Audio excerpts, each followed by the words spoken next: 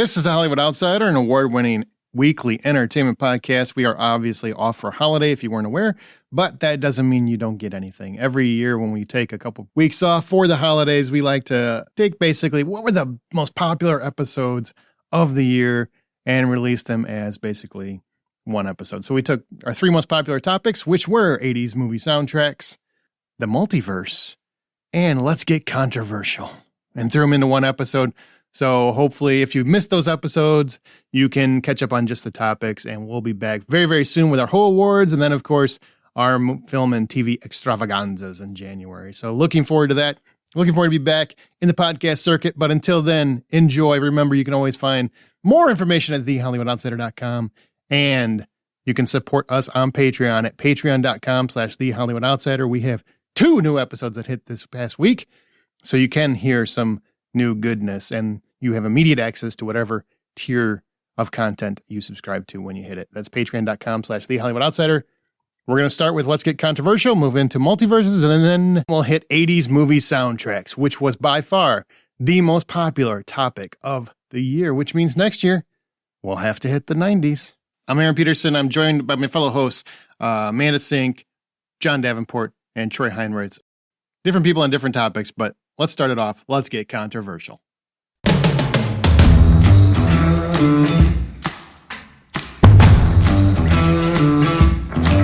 Okay, on this episode, we are going to share our very personal, controversial takes on movies and TV.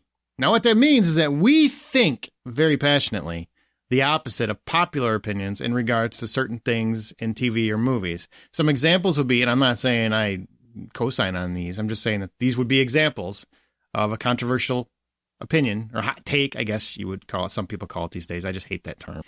Beverly Hills Cop 3 is the best of the Beverly Hills Cop movies. We all know that's nonsense, but somebody probably believes it. Tom Hanks is actually an awful actor. Those people are wrong and don't deserve to be here. But it's possible. It's out there. People out there. The Game of Thrones series ending was magnificent. I might be on that board. I don't know. John Williams scores do nothing for you because you're dead inside. Or even George Clooney was the best Batman. I guess there's something to be said for that. So controversial means it cannot be an obscure thought you have, John. It has. What? Yeah, I'm not pointing a finger, but if a finger was to be pointed, I'm just saying it might lend your direction. It has to be against the grain of most popular opinions, and you truly believe it. So don't just be contrarian, Troy, who's not here. It needs to be something you actually believe, not just saying the opposite because it sounds cool. Everybody understand? Make sense? I got the rules. Got it. All right. So Amanda, give us your first controversial opinion, and then we're going to discuss if there's a lot of wrongness in your opinion. The only director more overrated than Paul Thomas Anderson is Wes Anderson.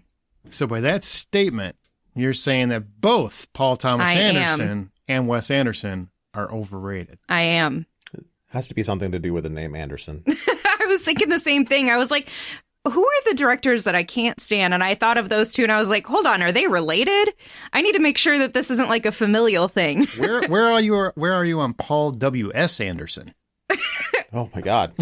Let's not go into all the Andersons. Okay.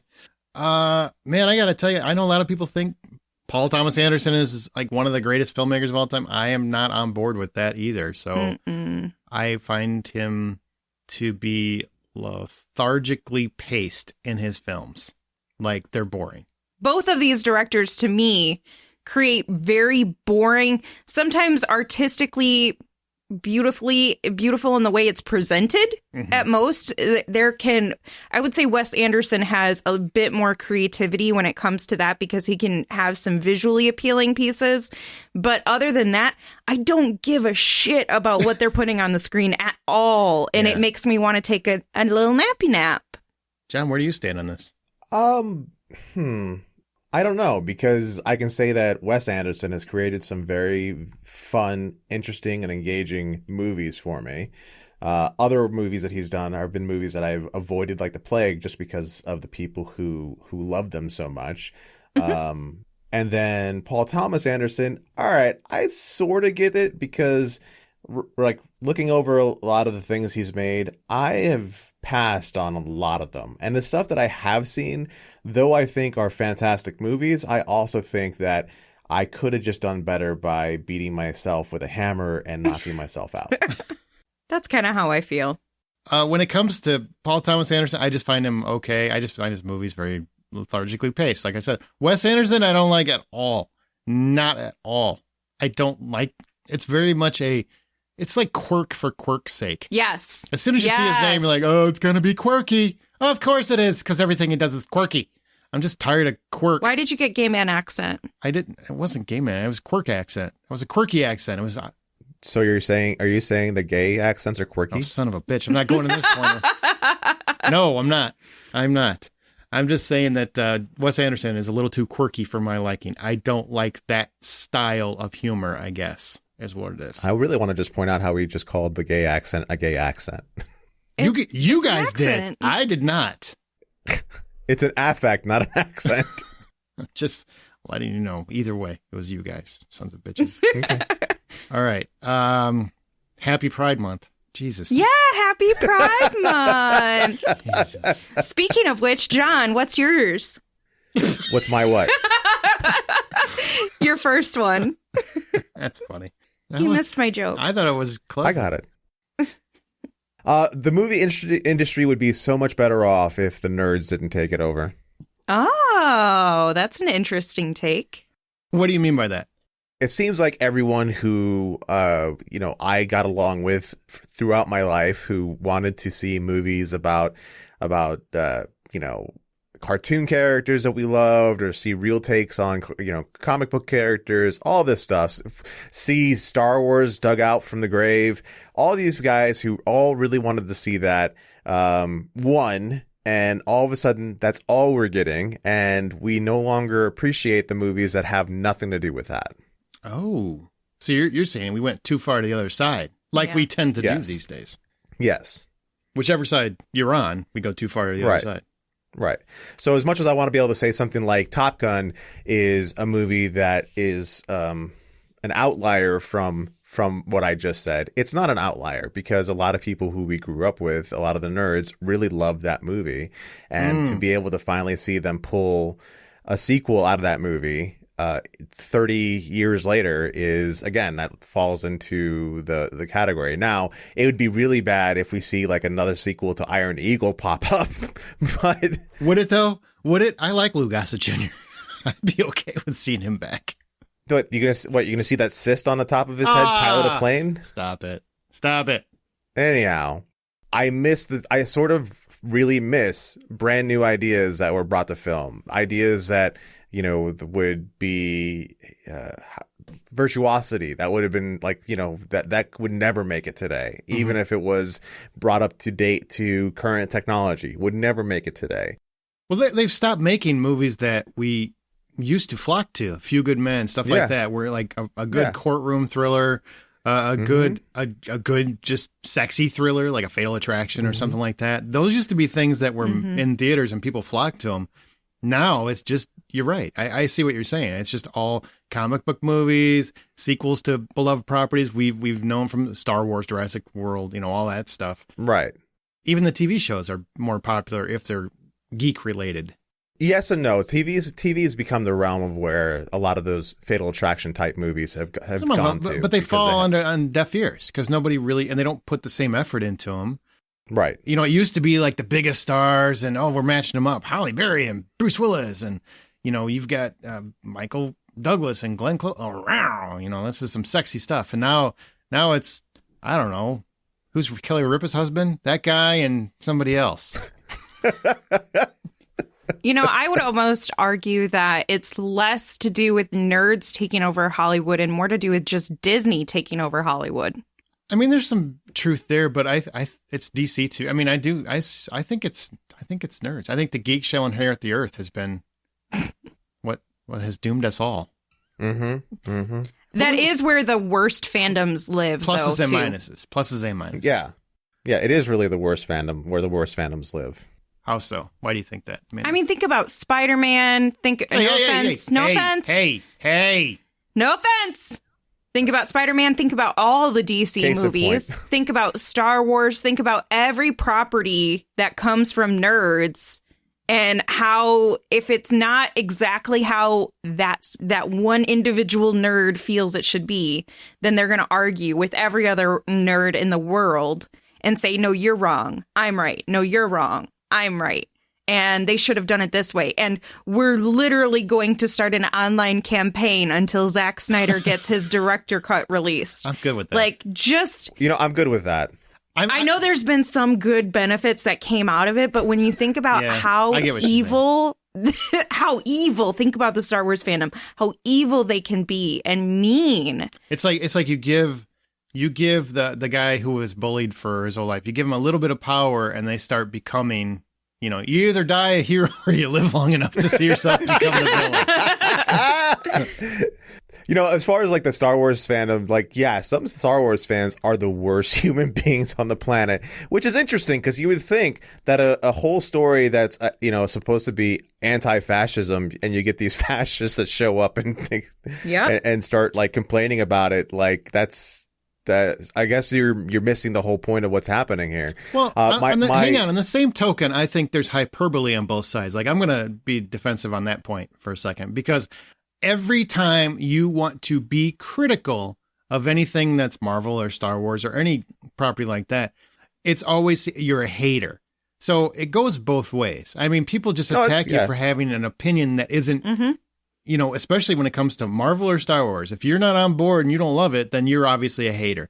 That's not fair. That's not critical thinking. That's you just being a fan. Or if you liked a DC property, then my God, you just didn't understand it. You don't know film. You don't understand. Right.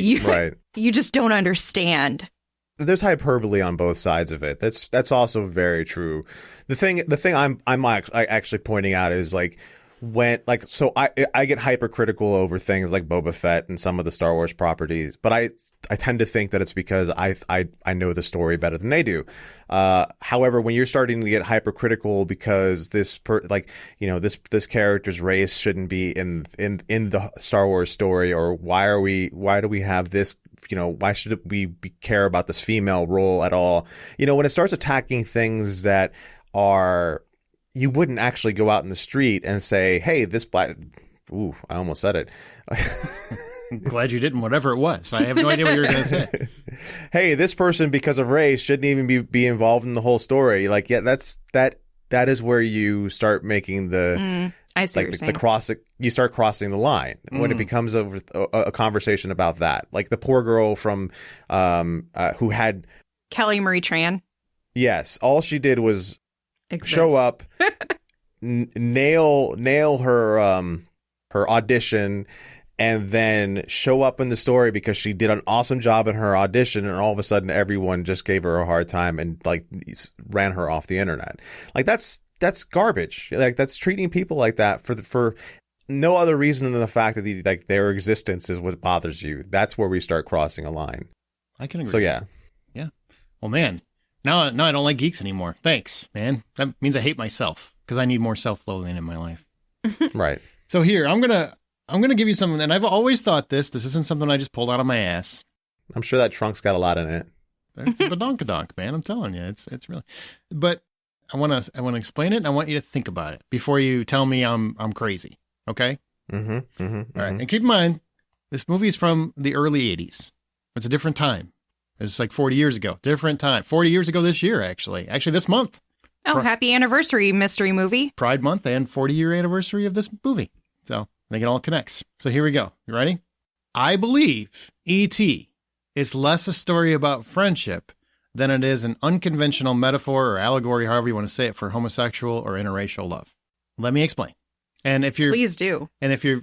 Please don't think anything pervy. The only pervy... It's innocent love. So please relax. It's about loving someone who is unconventional to the rest of your world, your current existence.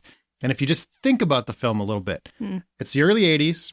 An outsider arrives that everyone just stares at because they don't understand at this time. They're not used to whatever. The government is hunting them for no reason other than they don't approve. Elliot knows he needs to keep E.T. a secret. His friends all understand because they love Elliot and they have no problem with it. But the older adults, they have issues. Elliot and E.T. immediately have an unbreakable bond. When separated, they even feel each other, like deeply, like feel each other. You're right. You're right. E.T. watches this sweeping romantic movie, and that takes over Elliot's body, which prompts him to kiss a girl, while E.T.'s thinking about maybe kissing Elliot, and it takes over. There's a way. I'm just saying. Elliot's mom doesn't approve, but comes to love E.T. and wants to keep them together. When the government pulls them apart, both Elliot and E.T. start to break down because their love is so strong. E.T. knows he has to go back to his family because in this era, no one understands E.T. and Elliot's love.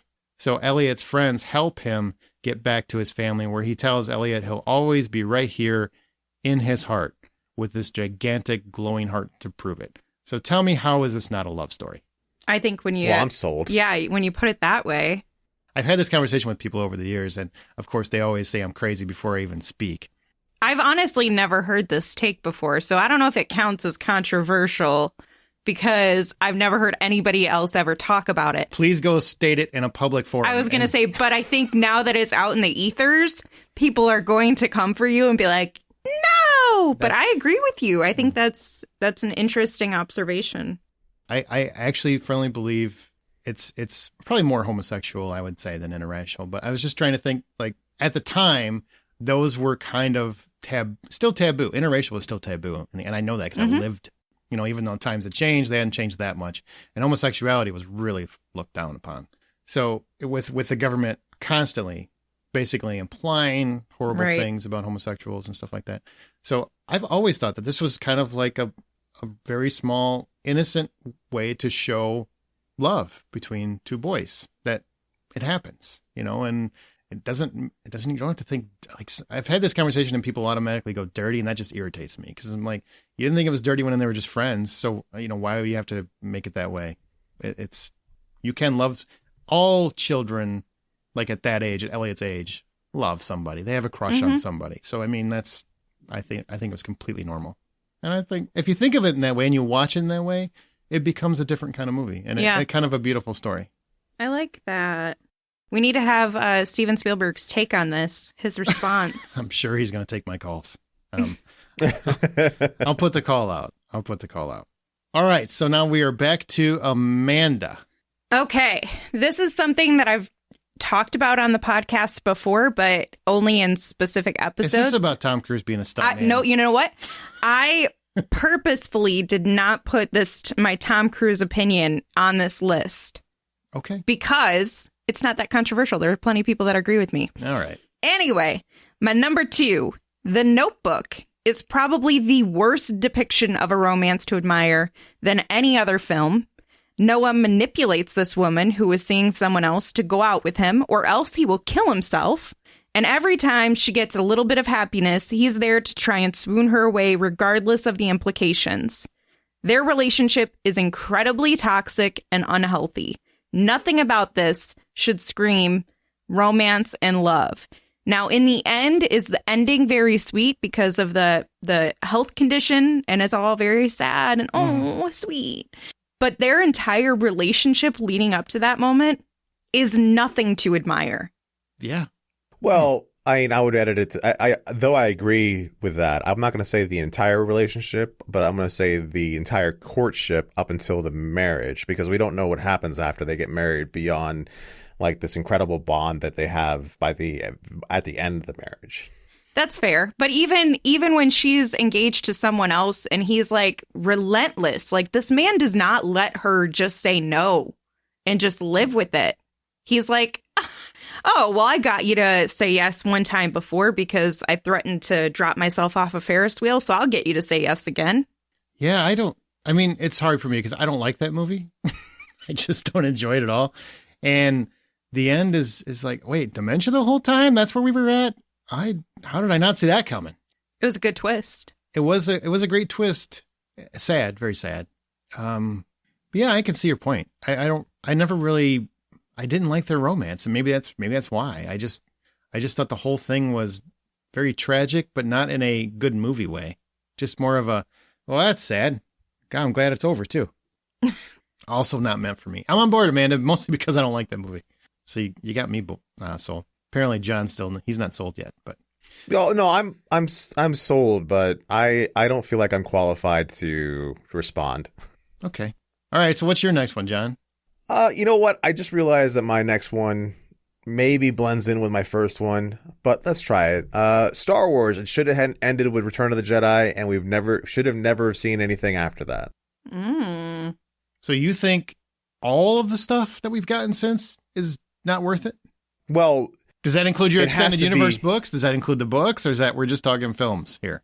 We're just talking films. Okay. Because my books are awesome. So shut up about that. But we don't talk books in here. Yeah. Well, then allow. So- Kathleen Kennedy said we can't talk about them. Right. Screw her. But don't worry. I'm sure somebody's going to remind us that Kathleen Kennedy has no like writing power or something like that. You know who you are. Yeah, apparently you do too. Call him out by name, John. Call him out. No. It's okay. Continue your point.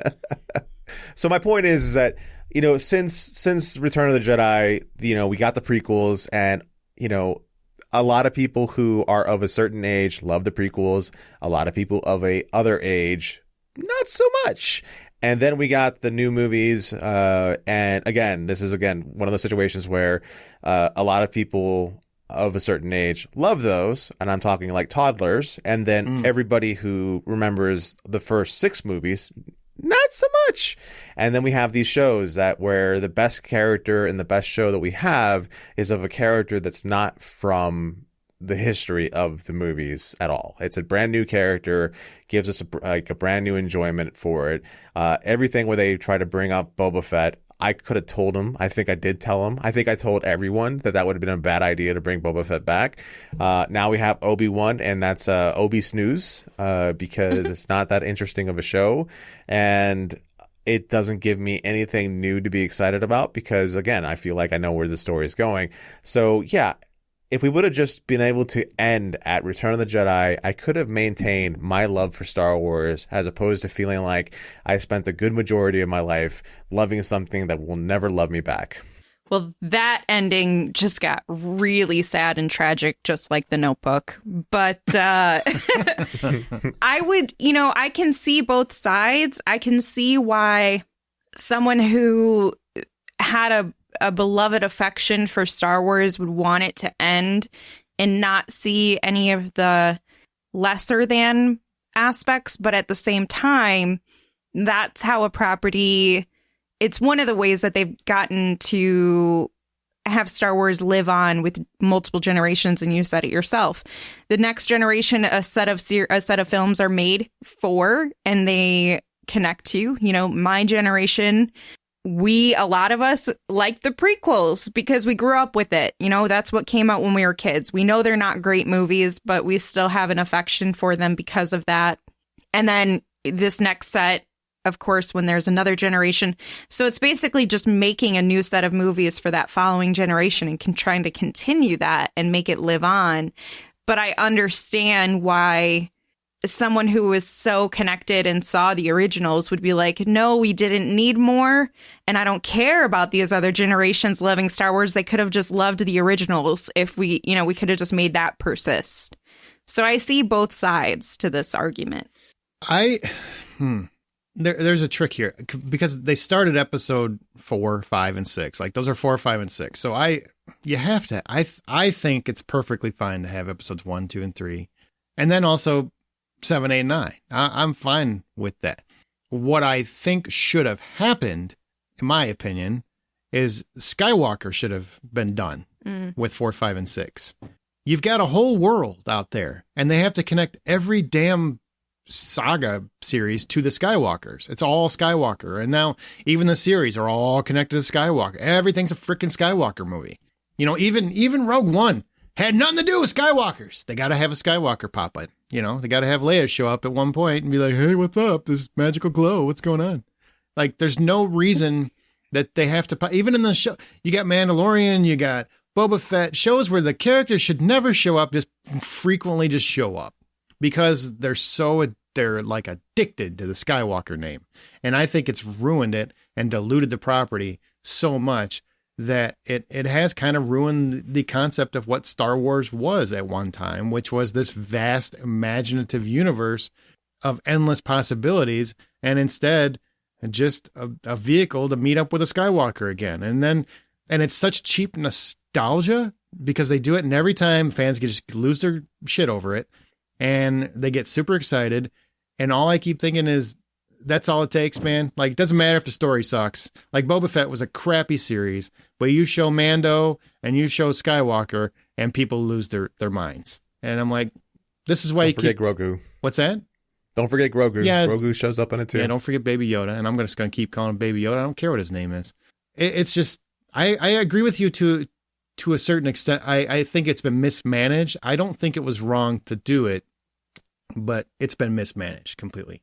And everything is banked on nostalgia instead of creating something unique. And they get a pass a lot for some reason, and I don't understand why. So, that's an interesting point, John. It does connect to the earlier one, but hey, still works. Don't worry, my third one also connects in a weird way.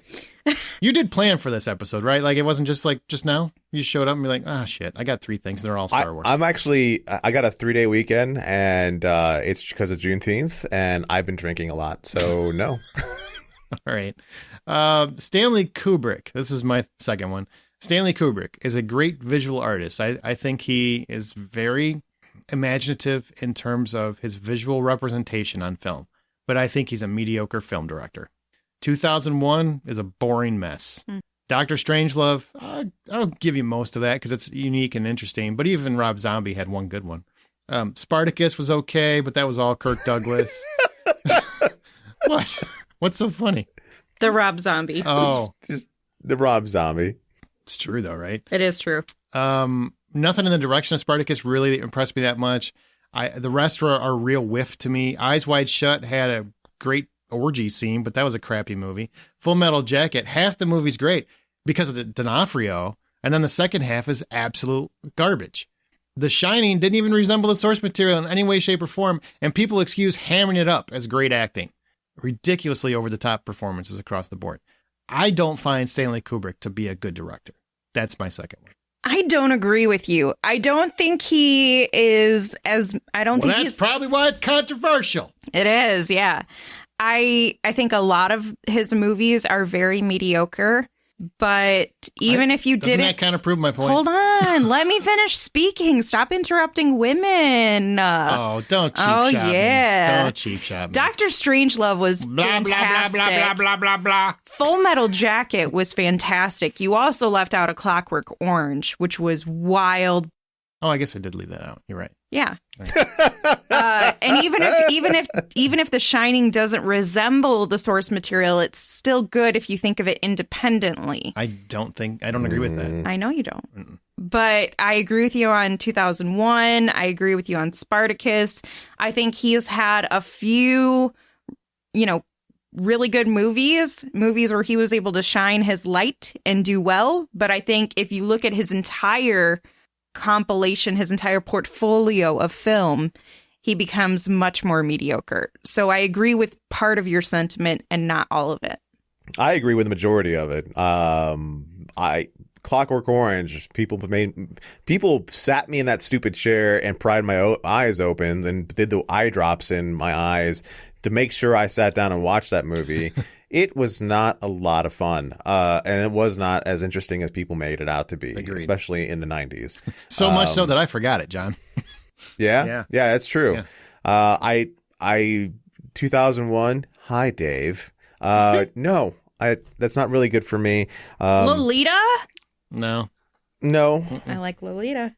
It's a hard pass. Like, there's a lot of things that he's done that I can't even say that I've enjoyed.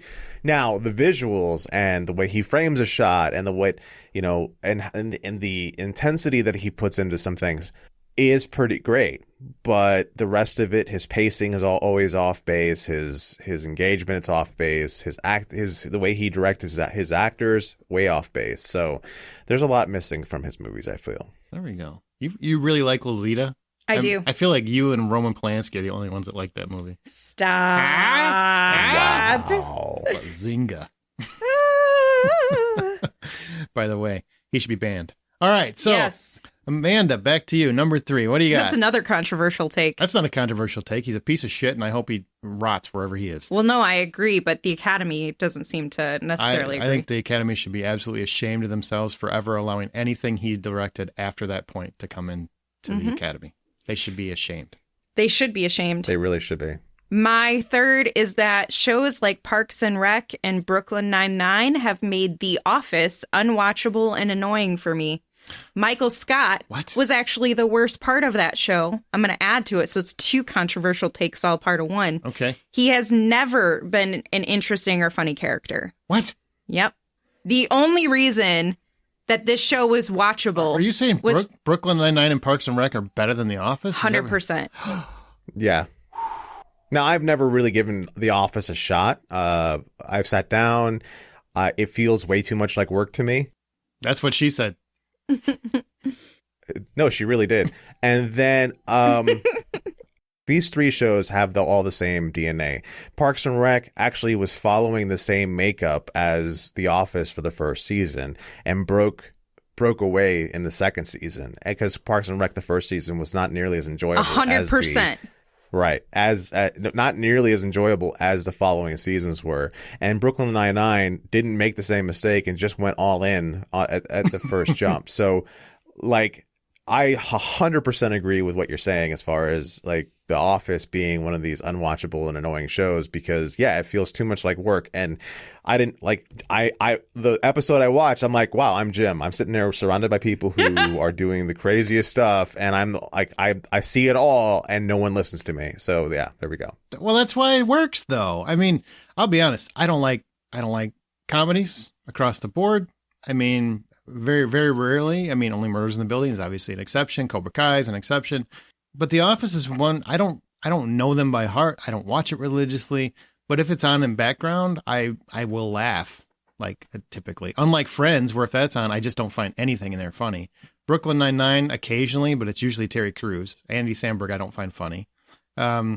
Parks and Rec, I've tried multiple times, but I've only watched the first season. But that's where it's not good. That's what John has a perfect observation. I am not watching more. No. Just jump into the second season. No, you misunderstand. I watched 10 episodes. I will not watch anymore. I don't care. I just don't care. I gave it as much as I could give it. I'm done. So nothing there worked. Where I've seen multiple episodes of The Office from various seasons, and I typically laugh. And I do think Steve Carell is over the top. And I do think the British Office is superior in many ways, but it's also very, very short and compact. But Jim is amazing. Pam is amazing. And it makes me laugh. Usually, I'm always guaranteed at least a stupid chuckle with that show. So I guess I get that's why it's controversial, except for you and John. You guys are on board. Yeah.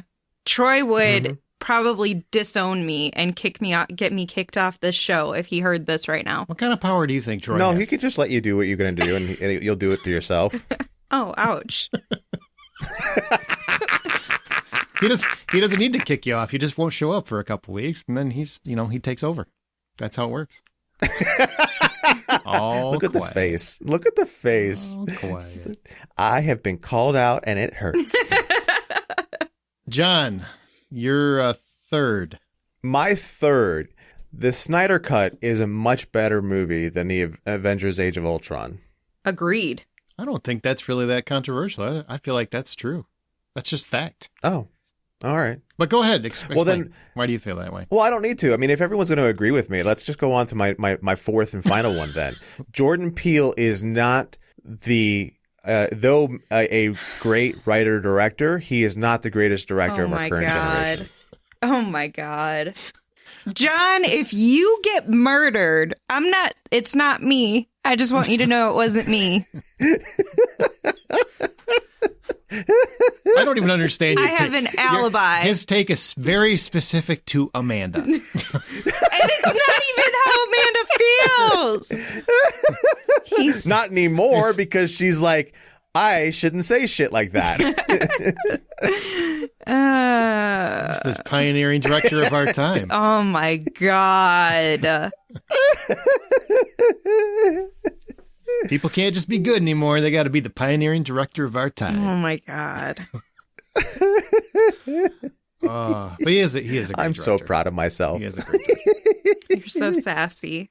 I wonder if there's people, going back to your earlier point, do you think there's people that still haven't watched the Snyder Cut because of their absolute disdain for Yes. for Snyder? And... Yes, Yes, absolutely. I know people. Yes. Really? Yes. I was married to people. So it isn't even because of, Justice League burned them so bad. It was because they just don't like Zack Snyder. Is that? They just don't like his movies or the DC movies. If they didn't like, 100%. Mm-hmm. I don't know. I think a lot of people see it as, I already gave a bunch of my time to watch the original version. Fair. I mean, that's fair. Yeah. So I'm not going to give in more time to potentially still not like it. I think that's a fair assessment. I just mean, like, if you don't want to watch it just because you hate Zack Snyder, I'm like, well, that's an extreme. But you know what? I won't watch a Wes Anderson movie. Yeah. No, I get what you're saying now. Right. I'm officially done with his stuff. So I guess I can understand that. Hell yeah, you are. So the person I sat down and watched that movie with when it came out on HBO, who is a person who's very exhausted by superhero movies and and the like, sat there and enjoyed, even though it was a 4-hour movie. She was also very exhausted by movies that were longer than 45 minutes, I think. So any movie, so movies in general, anything that's not a short. Okay. Right. Anything that's not a short. That person actually found, like, as we were watching it, she was like, okay, so is this scene in that other movie? I'm like, yeah. Okay. She goes, all right. So that the only redeeming qualities of that other movie, are they all pretty much just Zack Snyder's shooting? I'm like, probably. So. Yep. I think that's a fantastic film. It really is. I mean, it's 4 hours. It's really long as hell, but I think it's fantastic. Mm-hmm. So, and I ain't ashamed of it. My last controversial opinion. Mm-hmm. I believe, and I believe this wholeheartedly, that The Goonies is a more impactful, earnest, enjoyable film about friends and friendship on an adventure and a quest than Lord of the Rings. Well, yeah, because that entire second movie is just them walking. They walk so much faster in Goonies. But if you think about it, it's the same idea. A bunch of friends go on a quest at their own peril. They all have their quirks. They all contribute. Mikey's big brother is just missing a sword, and then he'd be Aragorn. The Fratellis look like orcs. That was bogus. they need to save their home, the Shire. They have real moments of heartache, friendship, kinship, all while avoiding death and danger. They also learn empathy for a broken down villain who's a tragic character in Sloth. They also realize which treasure they need to let go because it's not meant for them. And this is the same story. It's just told in 7 hours, less time, with better friendship, humor, and all-around joy. The Goonies is the better version of Lord of the Rings. Hey, you guys. Natalie Dormer said hi. You're a monster. Anyways, I would agree with that on multiple levels. I think when that movie hit, when I originally watched it, it was something that taught me how friends should be as a kid. Mm. And I can't see myself watching Lord of the Rings and being like, oh, this is how friends should be. One person should be this completely dysfunctional, completely unhealthy for you person, and you got to carry them up a freaking mountain. That's a bad idea. Yeah, I mean, it becomes more of a study on helping someone with addiction than I was just going to say that movie has always felt to me like an example of helping someone with addiction or being that support system of someone who has an addiction, because it was so toxic and unhealthy that I wouldn't necessarily, I would say that Samwise is a great depiction of friendship because he was there to support. Quit. Yeah, he was there to support in every aspect and never let his friend fall over the cliff, if you know what I mean. Yeah, well, everybody else is like, go on, they'll be fine. But I would not say that it is a reciprocal friendship for a lot of the movies.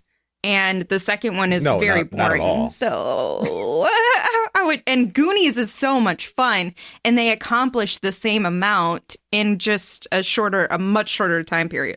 And I feel like they're better friends. Yeah.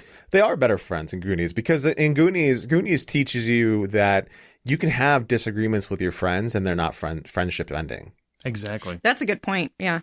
You can have disagreements with the people that you spend time with, and there's still a lot of love and respect there. You know, that's something that I think that people these days have a little bit of trouble with anymore, because like friends have become very disposable and interchangeable versus people that you create your own family. And That's something that I always loved about most of my friendships throughout the years, is that they were my extended family, and I loved them all for that.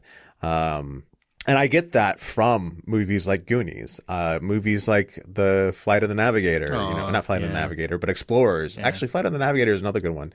Movies like those were movies, Optimus Prime, he taught me all these things combined into one thing that create the amount of no quit that I have for my friends. I will let them quit me any day of the week, especially when I start realizing how toxic they are for me. But if it's just something where it's a simple disagreement or simple not seeing eye to eye, those are all things that should not be friendship ending or, life changing or any of that. All right. Well, now we've got some listener thoughts, like their controversial takes on certain things. You guys ready to hear some of those and we can discuss? Yes. I'm ready to hear some of those. So David Phillips Jr. says The Wiz is way better than The Wizard of Oz. Great take. Way better songs and more interesting dance numbers, just all around more interesting representation of that story. I'm not biased because I was in The Wiz as a play, but do you like the songs better than I do. I think it's more fun. Explain. Why is it just all around? Exactly. Everything that he said is the perfect explanation. I don't know. I feel like I'm partial to it because it was one of my mom's favorite movies. So I watched it 1,000 times and it brought her joy. So it brought me joy by watching her have joy. Mm-hmm. But The Wiz is great too. So you're wrong and I'm right. Okay. There we go. We'll go with that. John, do you have any feeling on this either way? I don't know if I've ever seen The Wiz. You really should watch it. You really should. I probably should. You should. So, but I, at the same time, The Wizard of Oz is a movie that I can't watch anymore. Is there a reason? It just bores me. Okay. Well, there's no place like home, I guess. Andreas, he says, the only movie that came to my mind for this topic is Irreversible. The scene in the underpass was so appalling that I won't watch this movie ever again. One could argue that it's needed to be as realistic as possible, but I think it was too much, at least for me. And the movie he's talking about, if you don't know what Irreversible is, it's a movie with Monica Bellucci where she is raped under an underpass. And the story it's a very, very, damn near pornographic. It's a real-time rape scene that's horrific to watch. And by many critics' accounts anyway, that scene is a very intense and it kind of brings to life just how horrible rape is. I think I don't need you to show me how bad rape is for me to realize how bad rape is. It's one of those where I find the movie is very moving, but that scene is impossible to rewatch, I think. So I see what he's saying. That's an interesting take because a lot of people love that movie because that scene's in there. And I think a great director wouldn't need to show all of that, which means Kubrick definitely would. Said it. That was funny. Mac Herring, Furiosa did not steal the show in Fury Road. The character does not need a standalone movie. Make another Mad Max with Max instead. Discuss. That's Charlize Theron's character, right? Yep. Yes. Sorry, but no, I don't give a shit about anything but Charlize Theron. She did make the movie for me. I understand why people who have more connection to like the original and stuff might enjoy more than Charlize Theron.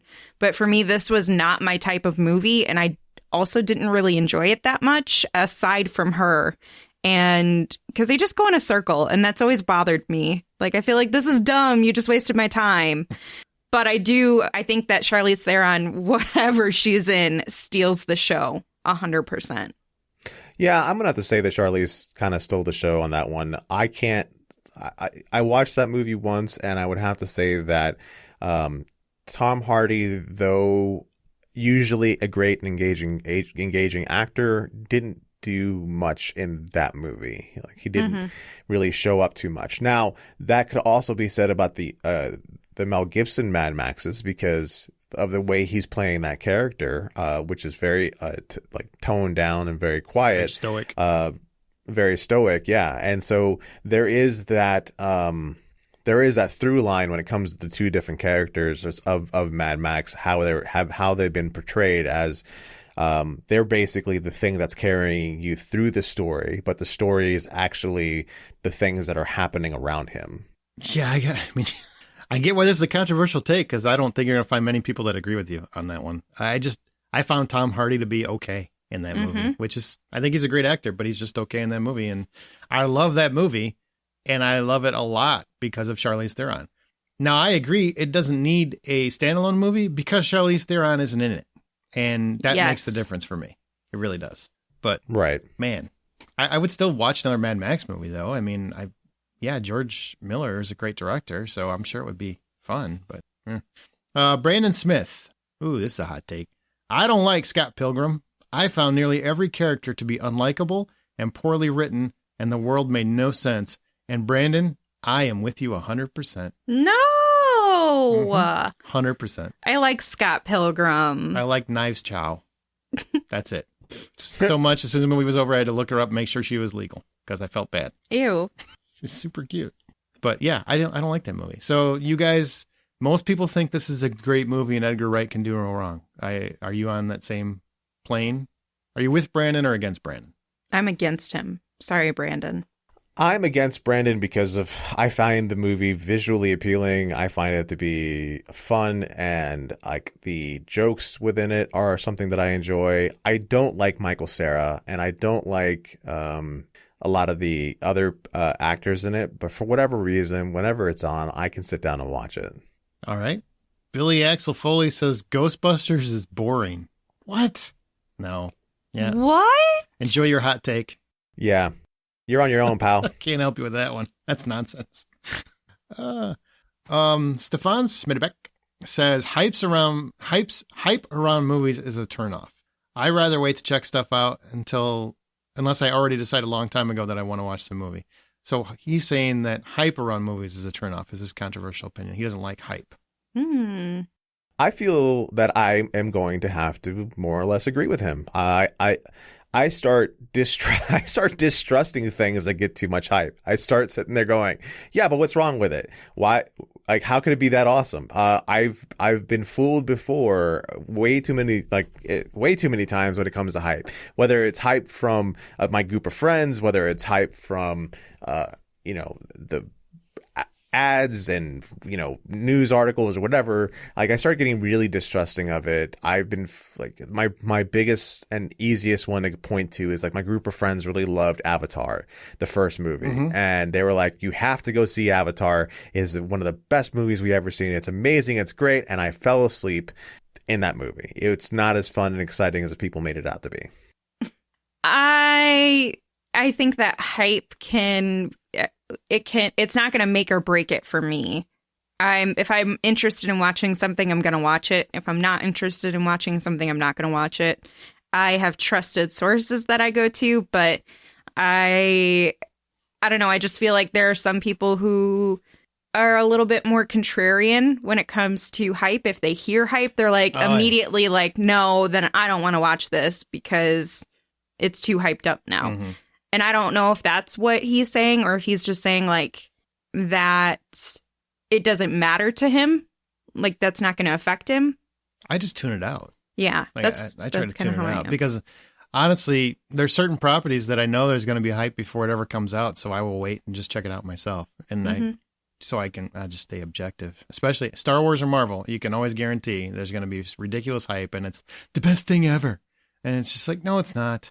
So every next iteration is the best thing ever. Come on, you're ridiculous. Because there's always people in our circles that are like that with certain properties. Yeah, it is what it is. Last one, Lauren Thomas Williams says Sister Act is better than Sister Act 2. Are there a lot of people that think Sister Act 2 is better than Sister Act? I didn't know there was a Sister Act 2. Wow. I actually think there's a Sister Act 3, but I might be wrong about that. There's no Sister Act 3. I agree. The first one's I liked the first one a lot. The second one I didn't like at all. So Amanda didn't even know there was one. I didn't even know there was a second one. Yeah. Yeah, that's where I know I saw them both, but I've forgotten them entirely. Is this a very controversial opinion? I don't know. Lauren. I don't know. Says it is,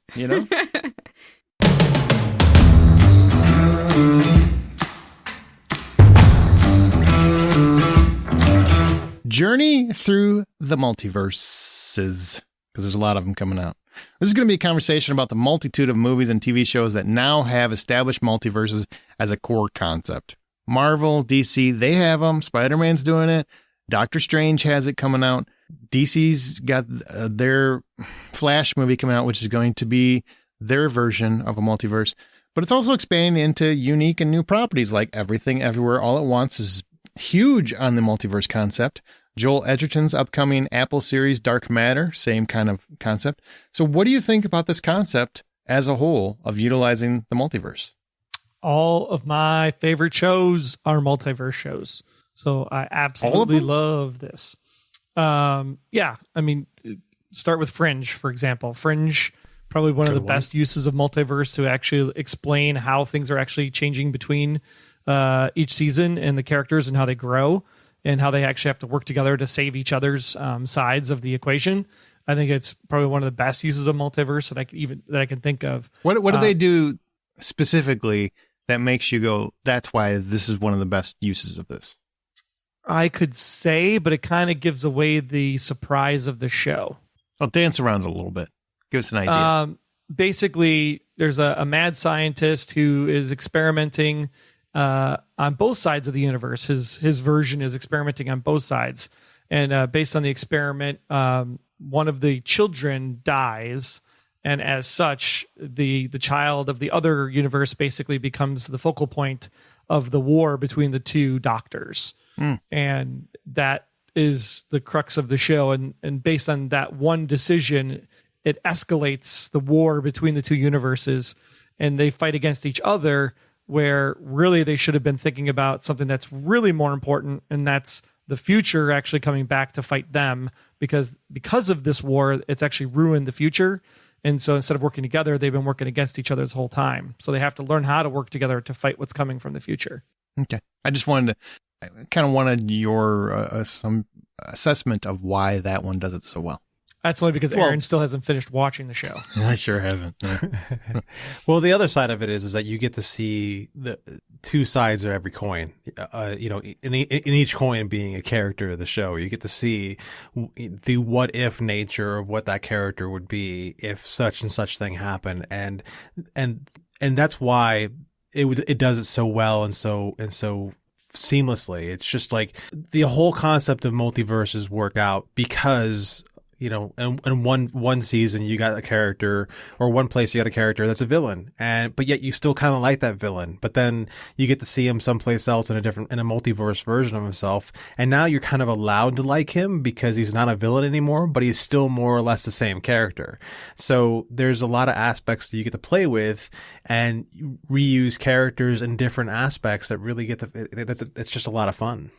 I think there's another way you could look at multiverses too, and it's a sense that it's a character yet you never see. But because you never see it, it drives the motivations of the characters within their own context. A great example of this would be The Leftovers.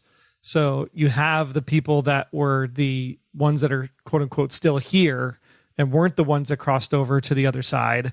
And all they do for the entire show is think about, well, what if it would have been me? What if I could have gone over there? Would my life have been better? Some even try to build a machine so that they could actually try to traverse and go over to the other side. And because of that, and you never see what the other side is, but because it's always present, it becomes a character in itself for the show. And it just drives the entire narrative because it's always a possibility to go there. What do you think is most appealing about it? Is it the ability to see different sides of the coin, like you guys kind of talked about, or is it the ability for writers to kind of retcon their own choices? I mean, in a way, they can do that, but it's also, you can create layered performances from actors because they can play things different ways because of multiple worlds, etc. Well, there's the surprise aspects of it. There's a certain movie that has a certain award named after it that we have that plays with the concept of multiverses, and I don't want to. That's the one. Okay. I didn't want to really say which one it is because you just want people to go dig through like hours and hours of podcasts to try to get. I'm trying to get our numbers up, man. Jesus, it's Coherence. Go look it up. Yes, it's Coherence. Go pick it up. It's a good movie. Anyhow, here you have a movie that plays with that whole aspect of multiverses, and at no point throughout the movie do you know, once it finally lands, like what you're dealing with, you don't know who belongs where, what's going on, how, and which direction everything is going, and it's the surprise nature of it all. I think, like you said, it also gives the writers the ability to expand on stories and just kind of think like, what if, right? Two that come to mind would be Man in the High Castle. Like, what if the Germans and Japanese ended up winning World War II? What would have happened had that occurred, and what would have happened in the United States? I think it's a fantastic idea. And then the way that they actually traverse between the Nazi controlled, Axis Reich of the current day into the other side so that they can understand what actually is happening to bring back that information. And then, of course, that drives the whole port of the Nazi machine towards the end of season 4. I think that's just fascinating when you think about some of the things that could have happened, had one butterfly effect gone a different way. Sliders is another great example where the whole point of the show was, oh crap, we slid to another parallel world and we can't get home. And so every time they encounter another world, it's, well, what if penicillin wasn't made? Or what if, the women were in charge and men were slaves, or a couple of the other ones. And then it became this whole thing where the Cro-Mags, where they never were truly fully developed humans, they ended up invading because of the time or the world jumping that they take place on. And then all of the worlds were now basically in jeopardy because the Cro-Mags were going to take over the whole thing. So I love that it just creates content that you wouldn't even think of because you're not boxed in. Right. You know what I think is fascinating about multiverses in general is I've talked to other film buffs and whatnot in recent times, especially since Spider-Man came out, and that really kind of amplified the multiverse, and Into the Spider-Verse did too, the whole multiverse concept. And they were acting like this is new. Marvel created this whole idea. I'm like, man, there have been stories like this being told for decades. What are you talking about? It's exploding in popularity maybe right now because I think people are running out of ideas. I mean, you can just tell by the amount of remakes we have, but this is not a new concept. This has been around for some time. It's like Marvel's Apple and can't do any wrong. It's true. That's so true. That's so true. Would you guys consider the Tarantino revisionist history kind of a multiverse? Absolutely. Inglourious Bastards and Once Upon a Time in Hollywood? Absolutely. I think both of them are a multiverse kind of movie. They play with the idea of what if. Inglourious Bastards, what if you sent a bunch of psychopaths into Germany and they actually succeeded at killing Hitler? Django Unchained, what if this whole thing? Like, I guess it's more of like, I don't know if that's really revisionist, but that one's definitely not revisionist. That's more of a just fictional storytelling. Yeah. But yeah, definitely Once Upon a Time in Hollywood. That's the movie, right? Mm-hmm. Mm-hmm. What the hell's wrong with my brain? Anyhow, we're in the alternate universe where it stopped working, I guess, where you have, I guess that's what you get for making bad jokes earlier in the show. This is what happens. What? Yeah. Karma. I think it's called karma. I don't believe in karma, but I think it's hitting you anyway. Say it ain't so, Aaron. I think the other cool aspect is spirituality. In any kind of like spiritual realm concepts that you would run into. Think like Stranger Things is one that comes to mind with the Upside Down. The Upside Down, yeah. Another great one is Awake. It was a one-season TV series, police drama, but he literally was, fluctuating back and forth in his own mind between what was real and what wasn't as he was dealing with this kind of like illness that he had in his brain. Leftovers. The OA? What's that? The OA. The OA. Yeah, very similar. Same thing. Leftovers, again, very spiritual in that regard. It's just a lot of cool stuff that you get to play with because you're not boxed into the standard way of the world working. Now, another question I have is, do you think it's fair to constantly have multiverses that are narrative beck and call? Or do you think sometimes it's just an easy answer to never kill a character or make for the easy redemption? Because you can just go to a different world and pluck them from there. Well, I mean, for me, I think the hard part about this is I love the concept when it's done right. And when it's the character and the driving force of the program or the movie, when you're using it as the gimmick, I think is where it suffers, right? Because you're saying, oh, because we have a multiverse, we can bring Superman back to life. Or, oh, because we got a multiverse, we can, have this most awesomest movie ever that didn't get nominated for an Oscar that literally saved movie theaters. Yeah. I mean, it's a fun moment, but it's a gimmick, right? You don't get 3 Spider-Man showing up at once unless there's a multiverse. So like that's the part where the multiverse scares me, because you can literally just make up stuff to make your story work versus telling a really good story to begin with in the first place. And don't you worry about it being confusing for audiences to some degree? I mean, there has to be an aspect of that, because when you have a multiverse, you're having to keep, I mean, you know how it is with Fringe, and I watched most of Fringe. I just didn't finish it. But you've got, okay, that's two worlds. It's a little easier to keep two worlds in mind. With Spider-Man, multiple verses. Doctor Strange, it seems to be going in the same direction where you're going to have multiple verses. Like, I don't want to have to keep track of all this stuff. And I also don't want them to feel like they can just do anything they want and they don't have to follow any kind of rules anymore because they have this wide open multiverse. You know what I mean?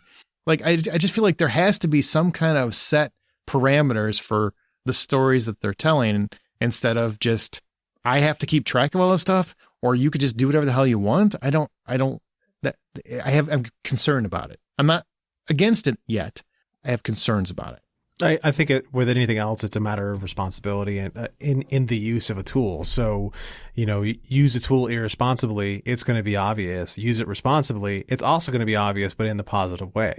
You're going to have people who know exactly how to use it, but at the same time, you can't treat your audience as if they're all going to be brain dead, toothless weirdos going to the movie theater. Treat us like we're smart and make something smart and use it smart, and we'll be okay. Yeah, I mean, Star Trek, I think, did a really great job in Star Trek Discovery, because Star Trek has always had this concept of the mirrorverse through most of its history. And when Star Trek Discovery comes onto the screen and you're like, okay, well, how are we going to tell a story that's post-Enterprise yet pre-Kirk and actually make it interesting? And how they leverage the mirrorverse in that first season, especially when you see the twists when it happens, and you're just kind of like, oh, snap. I did not see that coming. How do they utilize that? Nobody's going to go back and watch Discovery right now, but how do they utilize the mirror universe as you saw it? They actually planted, so in the mirror universe, it's called the Terran Empire. And so they've actually planted spies from the Terran Empire on our side of the rift, or whatever you want to call it. So one universe planted spies in another universe, essentially. Yeah. Okay. But you don't know it because they obviously look exactly the same Sounds as like you. Fringe. It does sound like Fringe, yeah. But when it's tied into the negotiations that they're having around the Klingons and how the Klingon houses are finally coming together for the first time to become the Klingon Empire, and they're trying to like disrupt that and disable that, I think that makes just for a fascinating story, because it's a story we've never seen before in the Star Trek lore. That sounds interesting. All right, so where do you guys see this going in terms of taking storytelling to a different level? I've thought about this, and I'm like, this would be really cool if you could move it into genres that it normally wouldn't be in. I would like to see a Western multiverse in some aspect. I think that could be very cool. You have, maybe the same time frame with different levels of advancement, civilization advancement. So there's different technologies and whatnot. I would like to see something like that. Like, where do you see, what kinds of things could you see happening with the storytelling, with the multiverse as a concept? I don't know if I'd want something like a Western. It just seems kind of cheesy, no offense. But you shut up. You just raved about a mirror ball or whatever. Disco universe, whatever the hell that was. The YMCA, the Village People universe. The YMCA. Disco was the short name for Discovery, so that is true. So funny. The one that really struck me, I think, from a multiverse perspective, was a show called Devs, Devs. It was 8 episodes, FX on Hulu. That's the Alex Garland show. Alex Garland. And I mean, we all know how much we loved, Ex Machina, and most of what Garland does, we've pretty much raved about it here on the Hollywood Outsider. But Devs was such an interesting show because it's not that there was a multiverse per se. It was more around the concept of predestination. So if I take a step, was that step predetermined that I was going to take that step? Or if I would have stepped 2 centimeters to the left or 2 centimeters to the right, what kind of permutations of universes could exist? And they were building tech to be able to see those other scenarios and those other universes so that they could then install themselves into the perfect utopia path. And I think that's the stuff that you just kind of go like, man, like religion, spirituality, existence, like all the big questions that we have about life in general. And then you start trying to piece that together in some plausible way. That's fascinating to me. You know, Westerns where they use Nerf guns instead of bullets, like not so much. I don't know why you hate Westerns, but fine. You know, I think about this like like a spy thriller done this way would be kind of cool. There's actually a show called Counterpart that stars J.K. Simmons that executes it pretty well as far as a multiverse idea of a universe where you got J.K. Simmons on one side of one universe and he's kind of this like bookish, nerdy guy, exactly what J.K. Simmons can do. But then his counterpart on the other side is actually like a super spy. And again, exactly what J.K. Simmons can do pretty well. Mm-hmm. I like that aspect of doing things as far as finding a way to use that storytelling to do it. But what I think a great tool in the multiverse is it's a great way to first ground your character. So you can come in, ground your character in one way, and then slip them into the multiverse to then open up the world to yourself, or to the viewer, and really take them on a trip through, you know, whether it's a space adventure or whether it's a adventure in a different version of Earth or even a different planet, but using the multiverse that way to kind of ground them and then take them on a trip. When you said spy thriller, I was kind of thinking to myself, does Tenet work? Is Tenet a multiverse because of the ability to go backwards, even though you're in the same reality?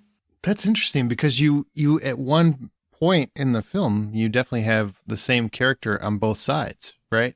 Yeah. Right. Engaging each other. So I would say yes, to a degree, wouldn't you? I mean, if the character is fighting himself, wouldn't that be a multiverse? Yeah, technically it is, because one character is moving forward, the other character is moving backwards. And again, that's another movie that actually takes the concept, turns it on its side a little bit, and turns into something that's pretty fantastic. And, you know, the whole trick of that movie is pretty well done. I love the idea. I think there's so many ways that they could take these things. I get concerned about Marvel's uses of it, but then every time I get really concerned about the multiverse as a concept, because I just don't want to have to think that hard. I see something like, you know, Everything Everywhere All at Once, where they're utilizing the full potential of what the multiverse concept can utilize. And, you know, you're seeing one actor portray 10 different roles. And I'm like, that's fascinating if you do it right. They, in my opinion, managed to do it right. But, you know, I'm sure there's a lot of filmmakers that are going to do that way wrong. I just don't want it to be like this get out of jail free card where story doesn't matter anymore. There are no more stakes because it's too easy to just pluck a character from a different multiverse and bring him back. Look, character's still alive. See, we just went and stole that kid from the other universe. Yay, he's alive. You know, I want stakes to matter. I want real heart and actual consequences for actions. I think that's important in storytelling. I worry that the multiverse concept is going to kind of be a little too forgiving for some kinds of films. Warner Brothers actually is a perfect example, as far as the CW shows, a perfect example of how the multiverse is actually being abused, because for all those reasons, Superman's dead over here. Well, let's just bring him back over here from this universe. And, you know, this character's dead over here. Well, here he is again. Like, there's a lot of that happens over there, and it makes it really hard to watch because of the complete overuse of it with those shows on CW. I'm not saying DC can't make a good show. I'm just saying those CW shows abuse the crap out of the multiverse. They had a good 3 or 4 years, and now it's ridiculous. Right. Yeah. It's pretty just crazy at this point. The exception that makes a rule? Is that what I'm looking for? Yeah. Feels right. Yeah. Feels good. Got 3 listener comments we want to mention. We post the topic in our group, and we kind of ask listeners what they think. Stuart Bannerman said, I am not a fan. And we're just asking, what do you think of the multiverse concept? I am not a fan. Having to make sure I see every film or show and in the right order drives me nuts. The shared universe multiverse was fun to begin with, but it's become as annoying as post-credit sequences. What do you guys say to that? Post-credit sequences are amazing. You shut up. Not in Morbius, they're not. Just saying. You had to make it that far first. That's fair. Touche. They should have put those in the beginning. Better likelihood that people will watch them. You know, I mean, I guess what I can say to that is that ultimately he sums it up pretty well himself. He's not a fan of it, but there is a group of people. It's not something that's made specifically for Stuart. I'm sorry, Stuart. It is something that's made for a greater mass than that. And you'll find there's people who are fans of things and there's people who are not fans of things. I tend to find them to be enjoyable. Troy just says they're enjoyable. I do think the idea of the multiverse can be abused. Like I pulled up with Warner Brothers, did it with CW shows. But overall, I like the concept. But I get it. I get what his concern is. Yeah, the way Stuart's pointing it out here, though, is he's also talking about individual shows and individual properties making up the multiverse. So you'd have to see them in a particular order. I think that's a load of crap. Yeah, right? I do too. Like use the multiverse in a singular movie for the movie concept or a singular TV series for a TV series concept. But if you start saying like, oh, this movie happened. Oh, here's a great example. Like the multiverse of Fast and the Furious where Han's alive. Like that's dumb. That's the only way that some bitch lived. It had to be a multiverse. The only way. It is 100% a multiverse by episode 9. It's so funny. Yeah, I don't like that. I've never liked that concept. I want the ability to not watch certain characters I don't care about. And I shouldn't have to skip, even though I like Moon Knight, I shouldn't have to skip a show like Moon Knight or, and be punished when I go see Doctor Strange. Like if it's very pivotal to Doctor Strange, I don't think that's fair. I don't think it's fair as a fan. So far, it hasn't really been the case, but I know that that's what they're building to, and I don't think that is fair as a fan. So I'm with him on that. Drew Ross says, I like it, especially when you don't know what to expect. Creators could do some pretty creative stuff. I'm pumped for Doctor Strange and who might show up in the film. Yeah, you're probably going to get Ben Affleck as Daredevil or something. That would be amazing. Would it? Daredevil? Come on, it'd be great. Okay. Stefan Smittebeck says, if the story is good and held together, makes sense and timelines and stuff don't make it messy, then it's all right. The new Spider-Man did it really well, but it probably works due to the heavy fan service that they deliver. So do you think Spider-Man, if they wouldn't have had so much fan service, if they just stuck with the multiple villains and everything, do you think that would have worked as well without all the heavy fan service? I don't think that bringing the 3 Spider-Mans is fan service, though. The movie was, the story of the movie was, I need people to forget who I am, so create this spell. The spell is what created the multiverse, which made the opportunity for 3 Spider-Mans to show up. Now, granted, everybody might have wanted the 3 Spider-Mans to be there, and yeah, maybe that was a fan request, but it wasn't like 3 Spider-Mans show up, build a story around it. I don't think that's how it went. I think they truly went because they had the starting point at the end of the second movie, right? It's like, oh, Peter Parker's identity is out there. Let's build a movie off of Peter Parker's identity is out there, and how do we reverse that? I think that's the case. So I think that it was great. It was a great movie across the board, and they finally got the whole emotional impact that we've been missing with No Uncle Ben. We should note, this is just to close this out. We've had this debate. We had a big, long conversation about it a month or two ago about the whole Daredevil not being canon, according to Marvel. Well, they've reversed that decision, and now they say that Daredevil is canon. And I'm like, you don't have to say that publicly because we saw Spider-Man. He's in the movie. He's canon. It's just like, okay. I just don't understand.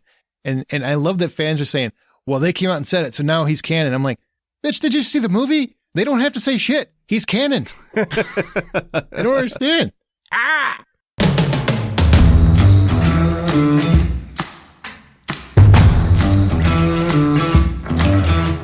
As we alluded to, we are talking about 80s soundtracks. With Top Gun reigniting the 80s, I mean, he brought Danger Zone back in that movie, which was exciting to hear Kenny Loggins again because he was the king of the 80s. And we're going to talk a little bit about 80s soundtracks as a whole. And if you really think on it, I would argue, because I'm from that era, that the 80s had the best era of movie soundtracks, or at least definitely songs, but had a lot of fantastic soundtracks, with the original Top Gun right at the top. And I spent a lot of time looking at different various polls of the top soundtracks of the 80s, and it seems Top Gun is right there at the top. Danger Zone, Take My Breath Away. You know, it's probably neck and neck with Dirty Dancing for the top spot, mostly because they let Patrick Swayze sing. We don't know why, but they did. And first, I want to define what a soundtrack is, because that seems to be a little bit of confusion for a lot of people. A soundtrack is a collection of songs that put you in the movie's mood, that are from the movie or about the movie or reflect the movie, not necessarily a score. It's not about a score. It's about the songs that are collected on a soundtrack. And Stand By Me is a great example, because Stand By Me is a film that had a fantastic soundtrack, but the songs weren't actually from that era, but they reflected the movie that they were telling, the story that they were telling. So it's a great soundtrack. Everybody agree on that? Or does anybody feel different about that? How do you feel? No, I feel like that's pretty wrong. A soundtrack can still encompass like just orchestral music that is a score. I think the difference in what we're talking about is we are not referring to a score soundtrack, because there are some movies where they don't have songs, they only have a score, which is just the actual music. This has lyrical accompaniment with the sound of the music, the instruments. And that's what we're talking about. We're talking about a movie soundtrack that has the songs with lyrics that, like Aaron's talking about, describe the movie, talk about the movie, reflect the movie, just get you in the mood for the movie. In the mood. Yeah, but I think that we can still say that there's soundtracks that exist that don't have lyrical songs. They just have a score. They got to have some songs for me. I can't just, if it's just the score, then that's just the score. To me, But it's still a soundtrack. Maybe, but in my brain, it doesn't count. It doesn't count. Soundtrack to me is a collection of songs. It's the track of sounds with words. I don't know. That's just how my brain defines it. But that's what we are talking about. I think people blend it these days, though, because sometimes I think in the past it was the soundtrack was only the songs that were sung by artists that you could hear on the radio. Right. And then the musical score was like a 2-volume of all the instrumentals. They always called it. I think today they started to blend them together a little bit. You might get 2 or 3 or 4 of the big hits mixed in with some of the background music that's on that particular album. I think what's interesting about music in the movies specifically is that there's like 2 different types of music. There's something called diegetic music. This is music that's actually heard, like the characters actually hear the music in the movie. So think like I'm driving in the car and I pop a song on the radio, or when Marty McFly wakes up to the alarm clock, like that type of music is diegetic. So the character is actually hearing that song as well as the audience, versus something that's just incidental or underscoring where it would be in the background. I think some of the best soundtracks probably use more of the incidental music, unless it's like ramping up to pump you up into something. Thinking like Living in America, for example, from Rocky IV, which we'll get into in a little bit, I think is a really great use of like pumping up the audience, but it's not actually heard in the actual movie itself by the characters. Oh, yeah, because Rocky was famous. Where Power of Love is on the radio when Marty wakes up in the morning. So it's actually heard by Marty McFly inside the movie, which is diegetic then. And another differentiation is, while a soundtrack that contains songs can have songs that didn't even play in the movie, a soundtrack, or whatever Aaron wants to call it, an album that just has the score on it, that just has a score on it. The score will only include stuff that was played during the movie, the music that played during the movie. So you'll never hear a score in the soundtrack that was not actually played during the movie. But you can have songs on there that weren't. And you got to remember, the credits are part of the movie. Don't just skip out and leave because the credits show up on the screen. Pay appreciation to the people that are there, because the song in the credits is always on the soundtrack. Wow. Got scolded. I was going to say, I feel like I just got lectured for doing something wrong. I know. I saw all those people stand up at the end of Top Gun. They were like, aftercredits.com. Nope. Okay, we out. Peace. Got to go to the bathroom. Aaron was one of those people. I had to pee, man. I left. Yeah, I bolted. I'm not going to lie. Pew. My breath was being taken away because I had to hold it, so I didn't pee. Do you think there's a count out there for the original Top Gun of how many times they played that song in the movie, though? Which one? Take My Breath Away. In the first movie or any? Yeah. What do you mean a count? They reuse that song like 14 different times. I mean, well, that's a really great. It's an observational piece, because sometimes when you write music for a movie, you're actually using pieces of that song. A great one is the Karate Kid. the whole the three notes, do do do do do do, like that is actually in the song. That is actually in the end credits sequence, actually. And then they built the entire motif. So as you listen to some of the scoring or the incidental music that's in the background, you'll hear that in Daniel's theme, like when he goes from his hometown to Reseda as they're traveling across the country, you'll hear those three notes actually played inside of that song as they travel. And so you use some of that to score specific moments or feelings, and then eventually you'll hear it later on. A really great example of this is Return of the King, Lord of the Rings, when they're on the side of the mountain and Sam is the whole like, I can't carry it for you, but I can carry you. And you hear this like bum, bum, bum, bum. French horn comes in like real powerful.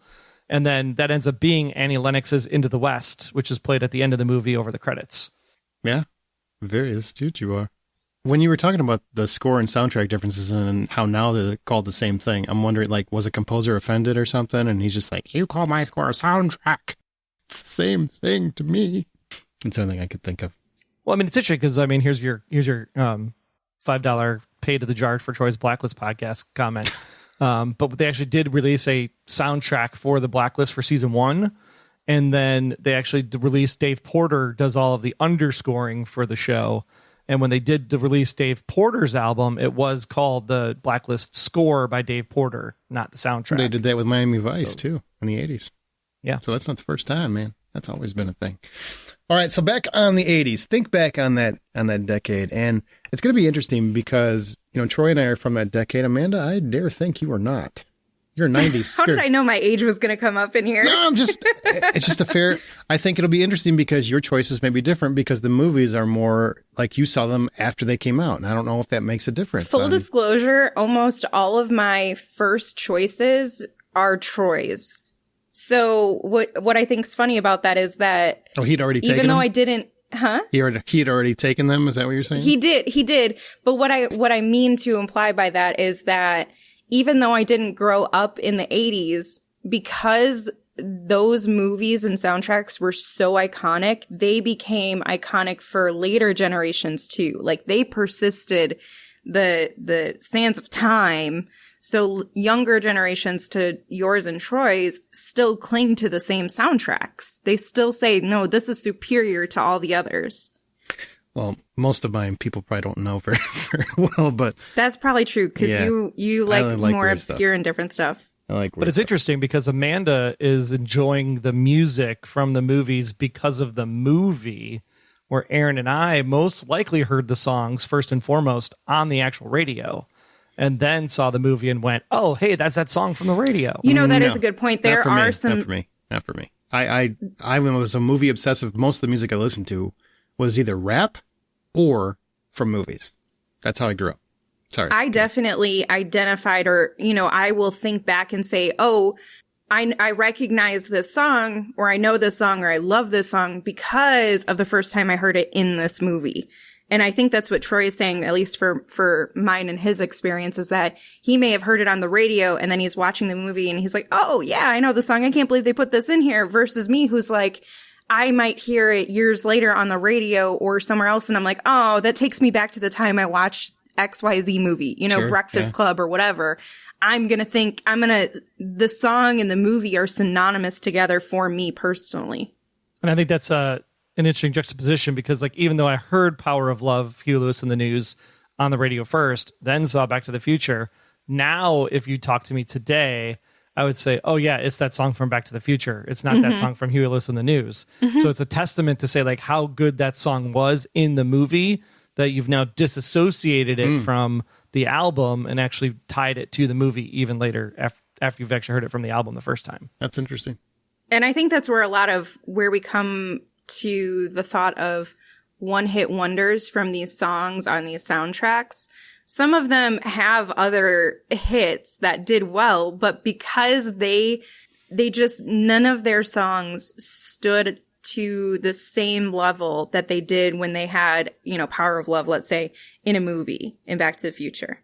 It's just not the same. They don't have anything that gets to that same level. Very rarely, if you have a super big hit in a movie, a song that gets into a movie and it becomes synonymous with the movie. Do you have another song, a different song, different movie, same movie, whatever, that is equitable, that is just as well known, that is just as popular? Like, it just doesn't happen.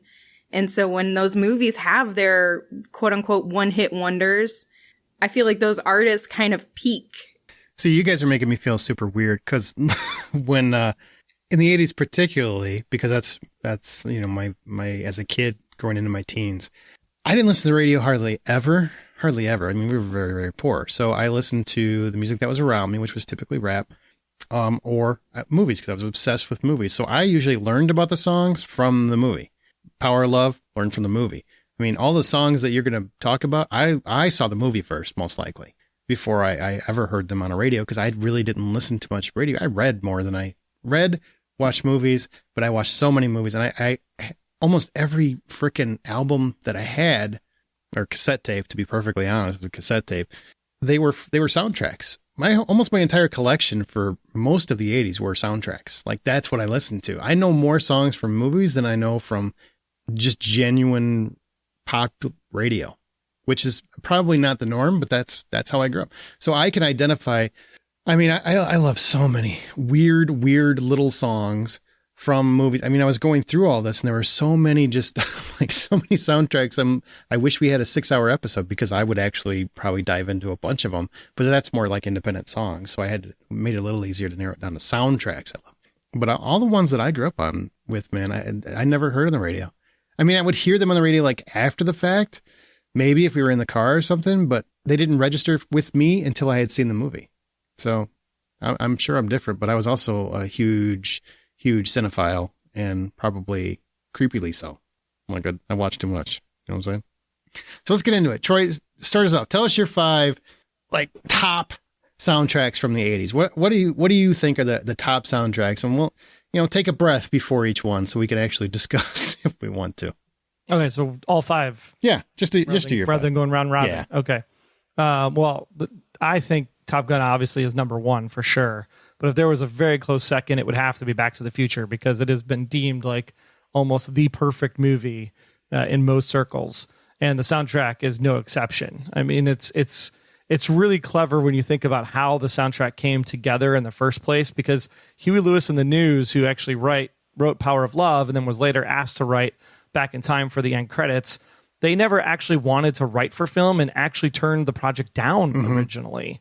They only said, fine, well, whatever song we write next, we'll just give to the movie. So that's why The Power of Love doesn't have any reference to anything about the movie at all, other than maybe very loosely Marty and Jennifer's connection. But for the most part, Power of Love has nothing to do with the film. It was just the next song that Huey Lewis and the News wrote and gave it to Silvestri and the group in order to put it into the composition.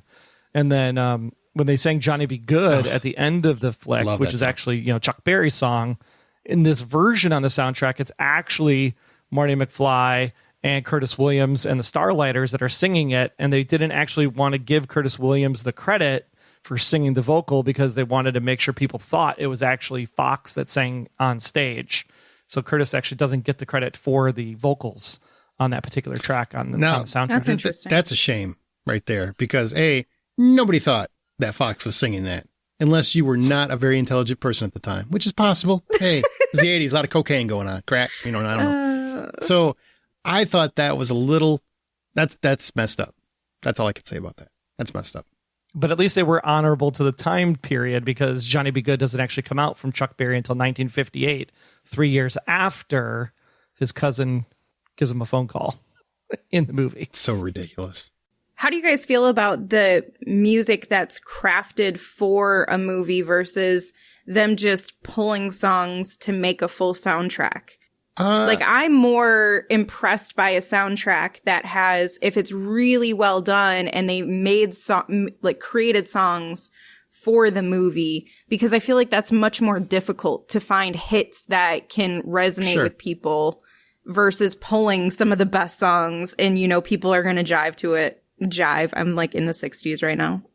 Yeah, man. It's more 70s. But I definitely prefer when they write them for the movie, because then I feel like there's a connection But, you know, you can't go wrong with a good collection of songs no matter where they're from. And if you get introduced to new songs, like I had never heard Johnny Be Good up until Back to the Future, even though I still think it's messed up that they're implying that Marty McFly is the reason why he got it. That's just weird.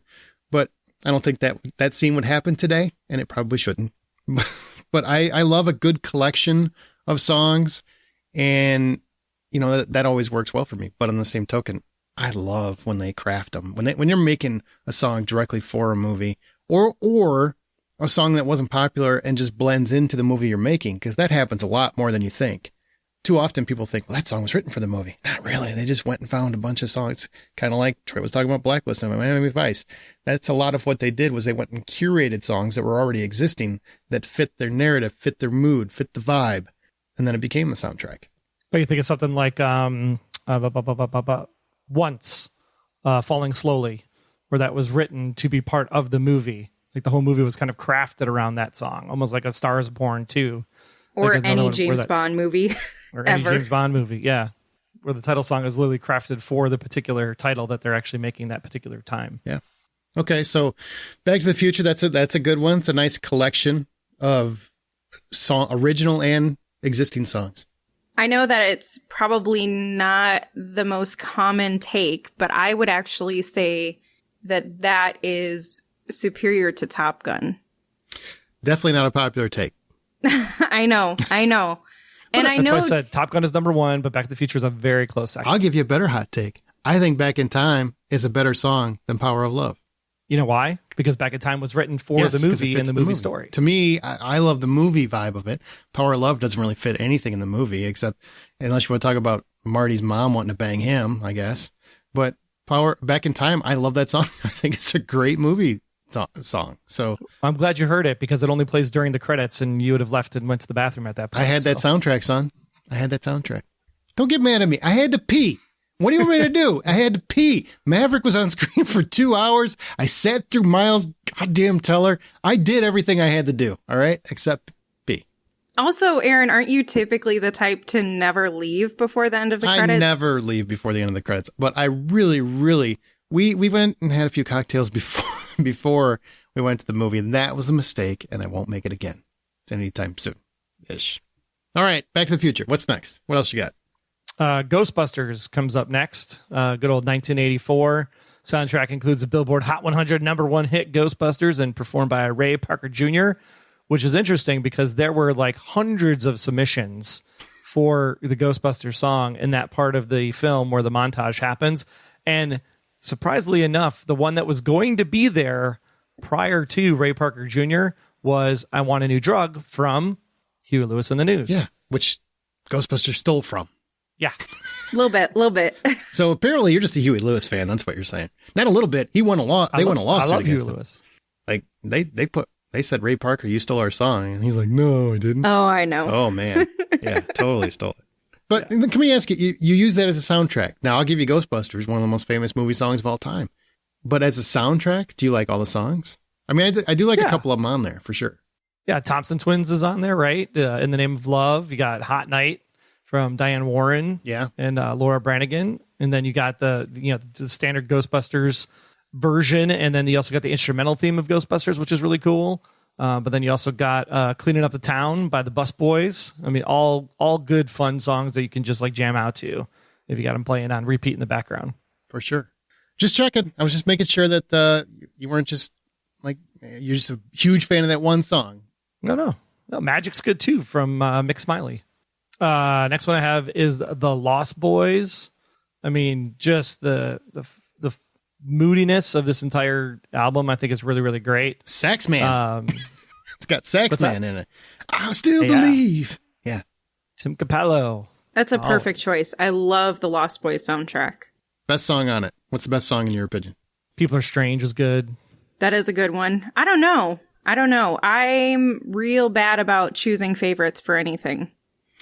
Well, that's too bad, because I will tell you. That's why I have honorable mentions. I mean, Cry Little Sister is the theme, so I mean, I feel like you have to pick that one. But Sister. Yep, and that would be one where you heard the music throughout, like as a bit of a background theme. Good Times is one of my favorite songs of the '80s, from INXS and Jimmy Barnes. Oh yeah, Jimmy Barnes, yeah. INXS is probably one of my all-time favorite bands. I don't talk about them enough, but I freaking love INXS. And So you loved 80s movies then? Because they were in like a lot of them. They were, but I saw them in concert, man. Michael Hutchins he was one of the best showmen I've ever seen. But Really? Good, yes. Oh, I'm so jealous. Fantastic. He writhed around kind of like Axl Rose, but with rhythm. And Love it. Good Times is just one of those songs where anytime I hear it, I'm instantly smiling. It puts me in a great mood every single time. I need to hear it more often. Sorry, I didn't mean to hijack your love, but Not at all. All right. Next one then I have is obviously Rocky 4 because, I mean, living in America, sing it all the time. So good.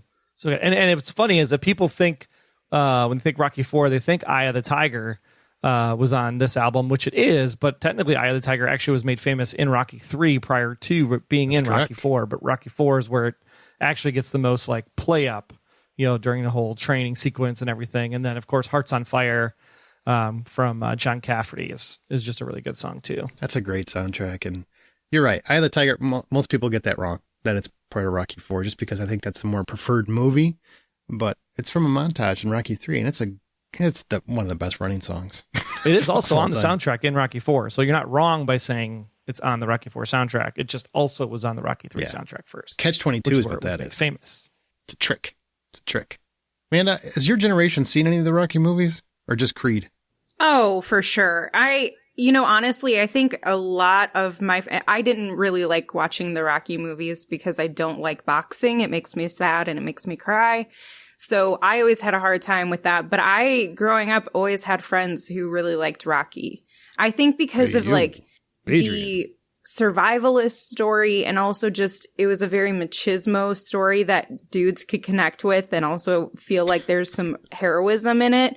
A lot of the 80s and even 90s, 70s to 90s movies where men were the dominant focus of the film. And there was a lot of action and all of that, something for the men to connect with. It was violent for not their choice. It was violent for violence sake or violence for war, things like that. This was more of a man taking his own ownership. So I think men kind of finally had something to connect to where it was more heroic. That's my own opinion. So they liked it. That's fair to agree. It's a great underdog story too, or at least the first movie is. And yeah. I don't know how he can still be an underdog when he's a champion in second and third and fourth and whatever. But. Because he was the underdog to begin with and he just continued. I don't know. I guess so. But I see your point. He lost in the first one. That's the thing people always forget. They think Rocky was a winner all the time. No, first movie he lost.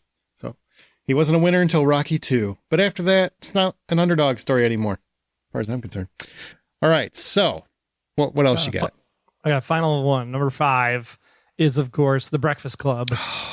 Which honestly is a horrible soundtrack. It really is. No, it's not. But disagree, yeah. Troy Heinrichs. Hard disagree. It's not like you put it on and want to play it all the time. It makes the list specifically because as a Gen Xer, Simple Minds, Don't You Forget About Me is the quintessential anthem for the generation. So because that song is on the soundtrack, it redeems itself. But I mean, if you actually listen to the whole soundtrack, I mean, it's got Wang Chung, man. In the world. It's got Wang Chung in it. It's got Wang Chung. It's automatically awesome. But it's not like the songs from Wang Chung that you would know. No, not the songs you would know. I know the songs. Right. That was a great soundtrack. It's a good soundtrack with a fantastic song. Yes. And also, this is the perfect example of how a song can literally make or break your movie, because the way that you use the score and the songs that you put into your movie can drive people emotionally.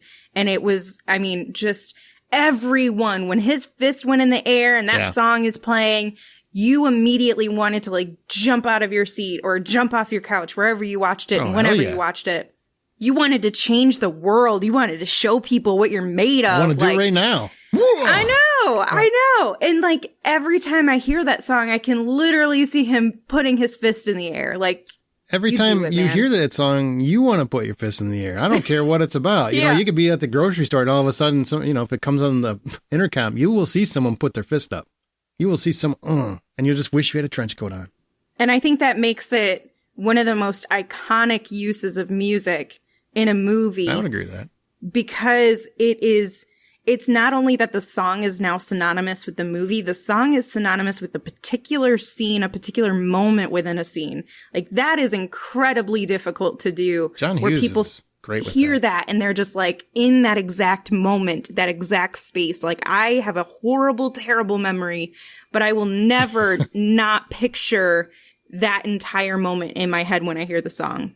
Yeah, it stands for overcoming my past trauma. It stands for overcoming high school. It stands for overcoming the patriarchy. It stands for just, good friends and good bonding. I mean, it just symbolizes so much in that motion that's just like, yeah, and you want to have that legacy that comes behind all of that when you end up walking off the field. Yeah, I was Bender when I was in high school. But you're not feeling that with We Are Not Alone from Carla DeVito or No. Didn't I Tell You from Lori Horsey. No, I get I mean, you. they're good songs, but it's not like you're like, oh, I got to go run to the Breakfast Club soundtrack to play Waiting by Elizabeth Taylor. Here's the important thing about that soundtrack that you're missing is that Breakfast Club, the reason why it's so good is because it was representing various classes of your typical high school, and each of the song is a different element of those particular classes. So for sure, it's a good soundtrack in that it mixes and meshes a lot of various styles of song, and that's why it's so good.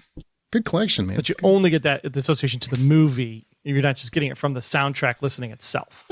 I mean, I get it. I mean, they're connected, but that's what a soundtrack does, right? But like where you could just put on the Back to the Future soundtrack and just play the Back to the Future soundtrack. God, That's good stuff. I had a weird Judd Nelson obsession when I was younger because of that movie. Because I wore a trench coat. I was a freaking rebel. I was gonna say, was it a Judd Nelson or was it a trench coat obsession? That's really what the all the question above. is. Because I went and saw Blue City, and I went and saw all of his movies after that. So I guess I had a little bit of a Judd Nelson obsession. Point established. All right, Amanda, what about your 5? What do you got? My first one is probably one of my favorites because, again, it's synonymous with a specific moment in a movie. And it is the soundtrack from Say Anything. And I think for eyes, the light, the heat, your eyes. Peter Gabriel. Yep.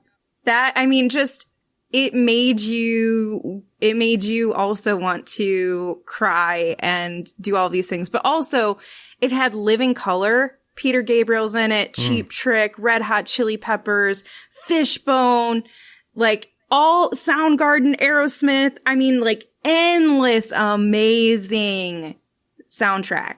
I loved it so much. And it's just one of those where even if you're not crazy about the movie, because I know a lot of people who are just like, it's a fine movie. That soundtrack makes the movie so much better. Oh, I want to be back in your eyes. Okay. Sorry. Next one is Pretty in Pink. This one probably wouldn't have made my top 5 list. Well, hang on. I do want to say, okay. Back to Say Anything on a serious note. You mentioned Living Color. Cult of Personality, I think, is a song that's on that one. Yep. And Living Color, just so you know, my favorite all-time band. True story. That's all I wanted. Continue. I'm glad you shared that vital piece of information with all of us. And if you say they only had one album, you're wrong. They had a lot of fantastic albums, and their writing was spectacular. The reason why I love them is because they always had something to say. They didn't just write stupid love songs. So seek them out. They're just one of those bands I wish more people would rediscover their content. Okay, continue. Yeah, because the movie was 1989. Living Color actually formed in 1984. Yeah, they've been around there's for 5 years of songs from Living Color. And they had many, many albums after that. They didn't just stop after Vivid, okay? I'm just letting you know they had a lot of albums. They're still making music today, actually. I bought a new album from them a couple years ago. What's the song that they wrote for 9/11? That song breaks my heart into little pieces. There's a couple, I'm trying to think of which one you're talking about. Where he's talking about how she's in the building and that they were going to be, together. Yeah. Yes. And Flying. That's what it is. Flying. Oh my God. That's a beautiful song. If you want to cry, listen to that song, Flying by Living Color, and keep in mind that it was written for 9/11, and you'll just spend the day real sad. And Nothingness is a great song about mental health struggles. Just, See, like all their music, they were saying something. That's why I'm sorry. I totally went on a This is a tangent. podcast now devoted to Living Color. Yeah. Corey Glover, you're my man if you're listening. Go ahead. We'll be sure to let him know. Okay, so Pretty in Pink. I mean, John Hughes in general, I feel like pretty much took Just it away nails it every with time. everything. Yeah. He doesn't fail. But I really liked the music, not necessarily where I would take this soundtrack and listen to it in my car as I'm driving down the road or whatever, but it was so perfect for the movie. Every time it had like the perfect vibe, if you will, for Pretty in Pink.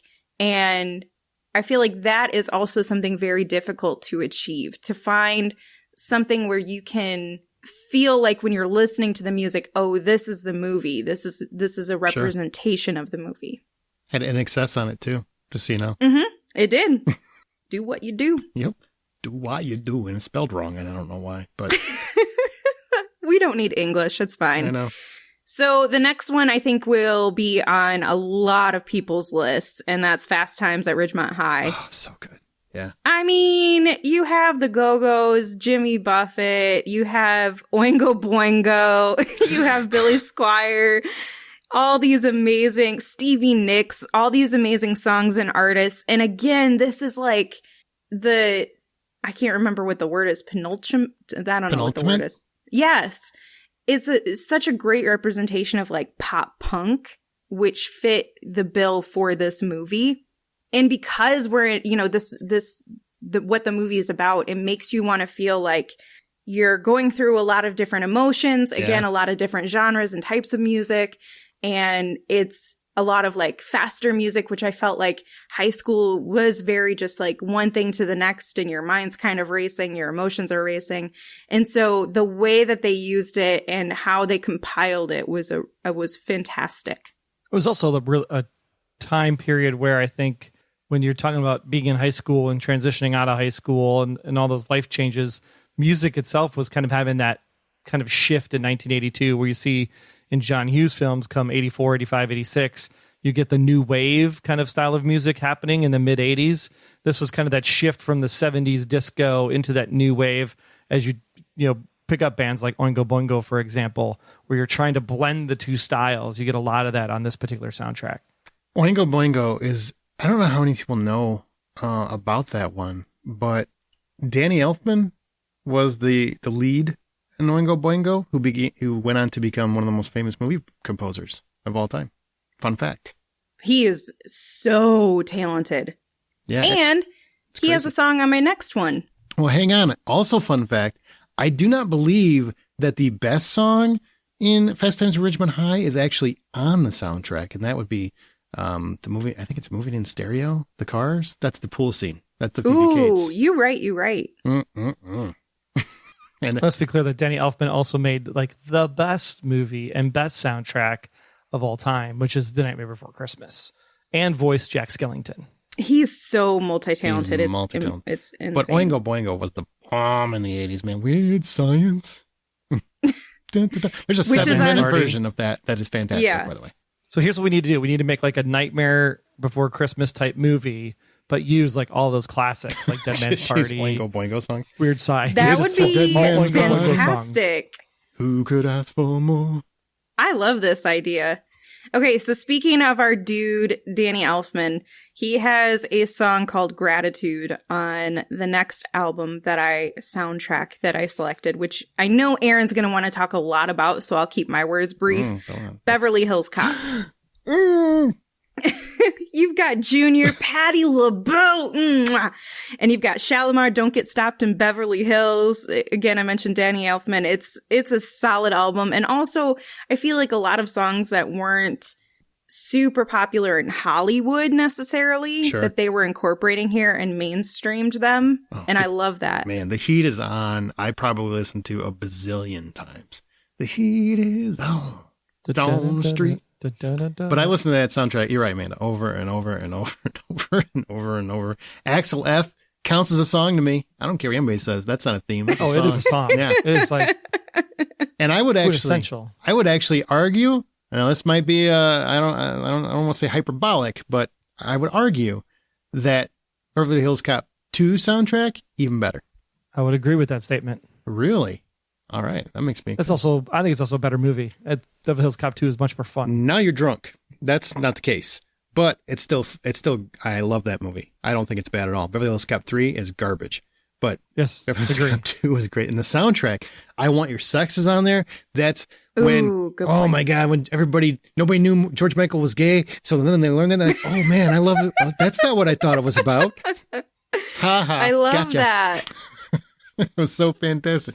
Shakedown, I could hear that song over and over. Shakedown, breakdown, take down. I would be driving in my car because I think that came out in like the next. No, it was a few years As opposed to driving in your wagon? No, I mean, it was- what else would you be doing in your car? I'm trying to remember. No, it had to be a bicycle or something because I remember just like having it on and always going faster, whatever I was doing, skateboarding, bicycle, whatever the hell it was. Years later, I would still play it. I listened to that soundtrack for a decade. I love the second one so much better, I think. But good pick, Amanda. That's the first one's a great soundtrack too. And Axel F, one of the best theme songs of all time. Mm-hmm. Still. And my last one is from a film called Repo Man. I can't believe you even know Repo Man, sincerely. Just because of Emilio Estevez. I always like him. I've always liked him. Isn't it weird how he was kind of huge and then disappeared and then came back from Mighty Ducks? Now he's gone again. I mean, It's kind of sad. It makes me sad because I get excited and I get hopeful for him and then nothing really comes of it. And it's also bizarre because I feel like a lot of people get excited for him to come back and make a return, but then it doesn't actually happen. And I don't know where this fall through is happening. I don't know if it's his choice in movies that he's doing, like the Mighty Ducks, or if he's just not getting the offers for other things to make a good return. maybe. I mean, God, we keep getting Charlie Sheen back when we don't want him. So We want the other one. yeah, we want the other We one. want the other one. But Circle Jerks is a great band, right? Coup d'etat, when Yeah. shit hits the fan. Mm-hmm. Circle Jerks is so good. Black And Suicidal Flag is Ten- on there. I freaking right. love Black Flag, and I love that they have that on their album. And Suicidal Tendencies with Institutionalized is a Oh my good track. god, don't get me started on that. Does that count as a song, honestly? It's so good, though.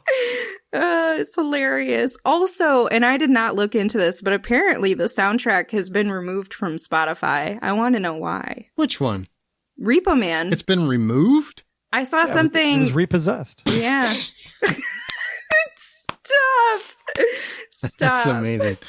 That's hilarious. What if that is just a stunt, like a play on the name? That's hilarious. It's funny. I'm sure it's a rights thing. I'm sure. They're like, we want to make more than 3 cents a listen. Probably. But that's my list. Okay. So I'll knock out the two that people know pretty quick. There's 2 soundtracks that and this is actually, it's not because you guys stole anything. These are the 2 that I listened to the most as a kid and probably still have like as a continue. But the first one is the Blues Brothers.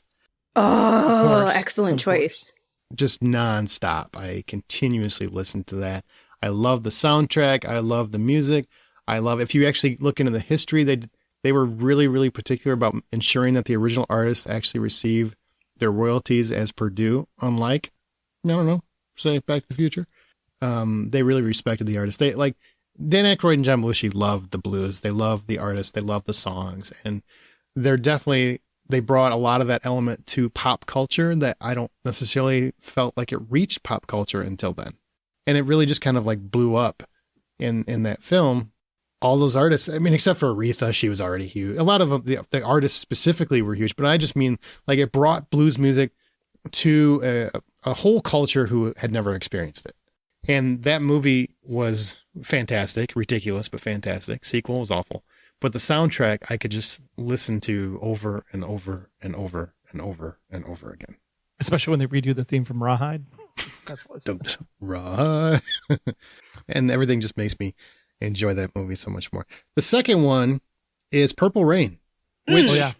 I will tell you what, while I was doing a lot of research and checking out some lists of what people loved and and I would see lists where Purple Rain wasn't even on there. And I just, as far as I'm concerned, it nullified whatever their list was. Because I'm like, Yeah, because Purple Rain should be in the top 5. it should always be in the top. That is one of the best albums of all time. I was going to say it's iconic as a separate album itself, like unrelated to a film. It's crazy how specific and amazing that album was. Tailor-made for the movie, sure. But that is a great, fantastic collection of songs by Prince. Let's Go Crazy, Purple Rain, Darling Nikki. I still love Darling Nikki. I don't care how nasty that song is. Like the whole course album you do. is perfect.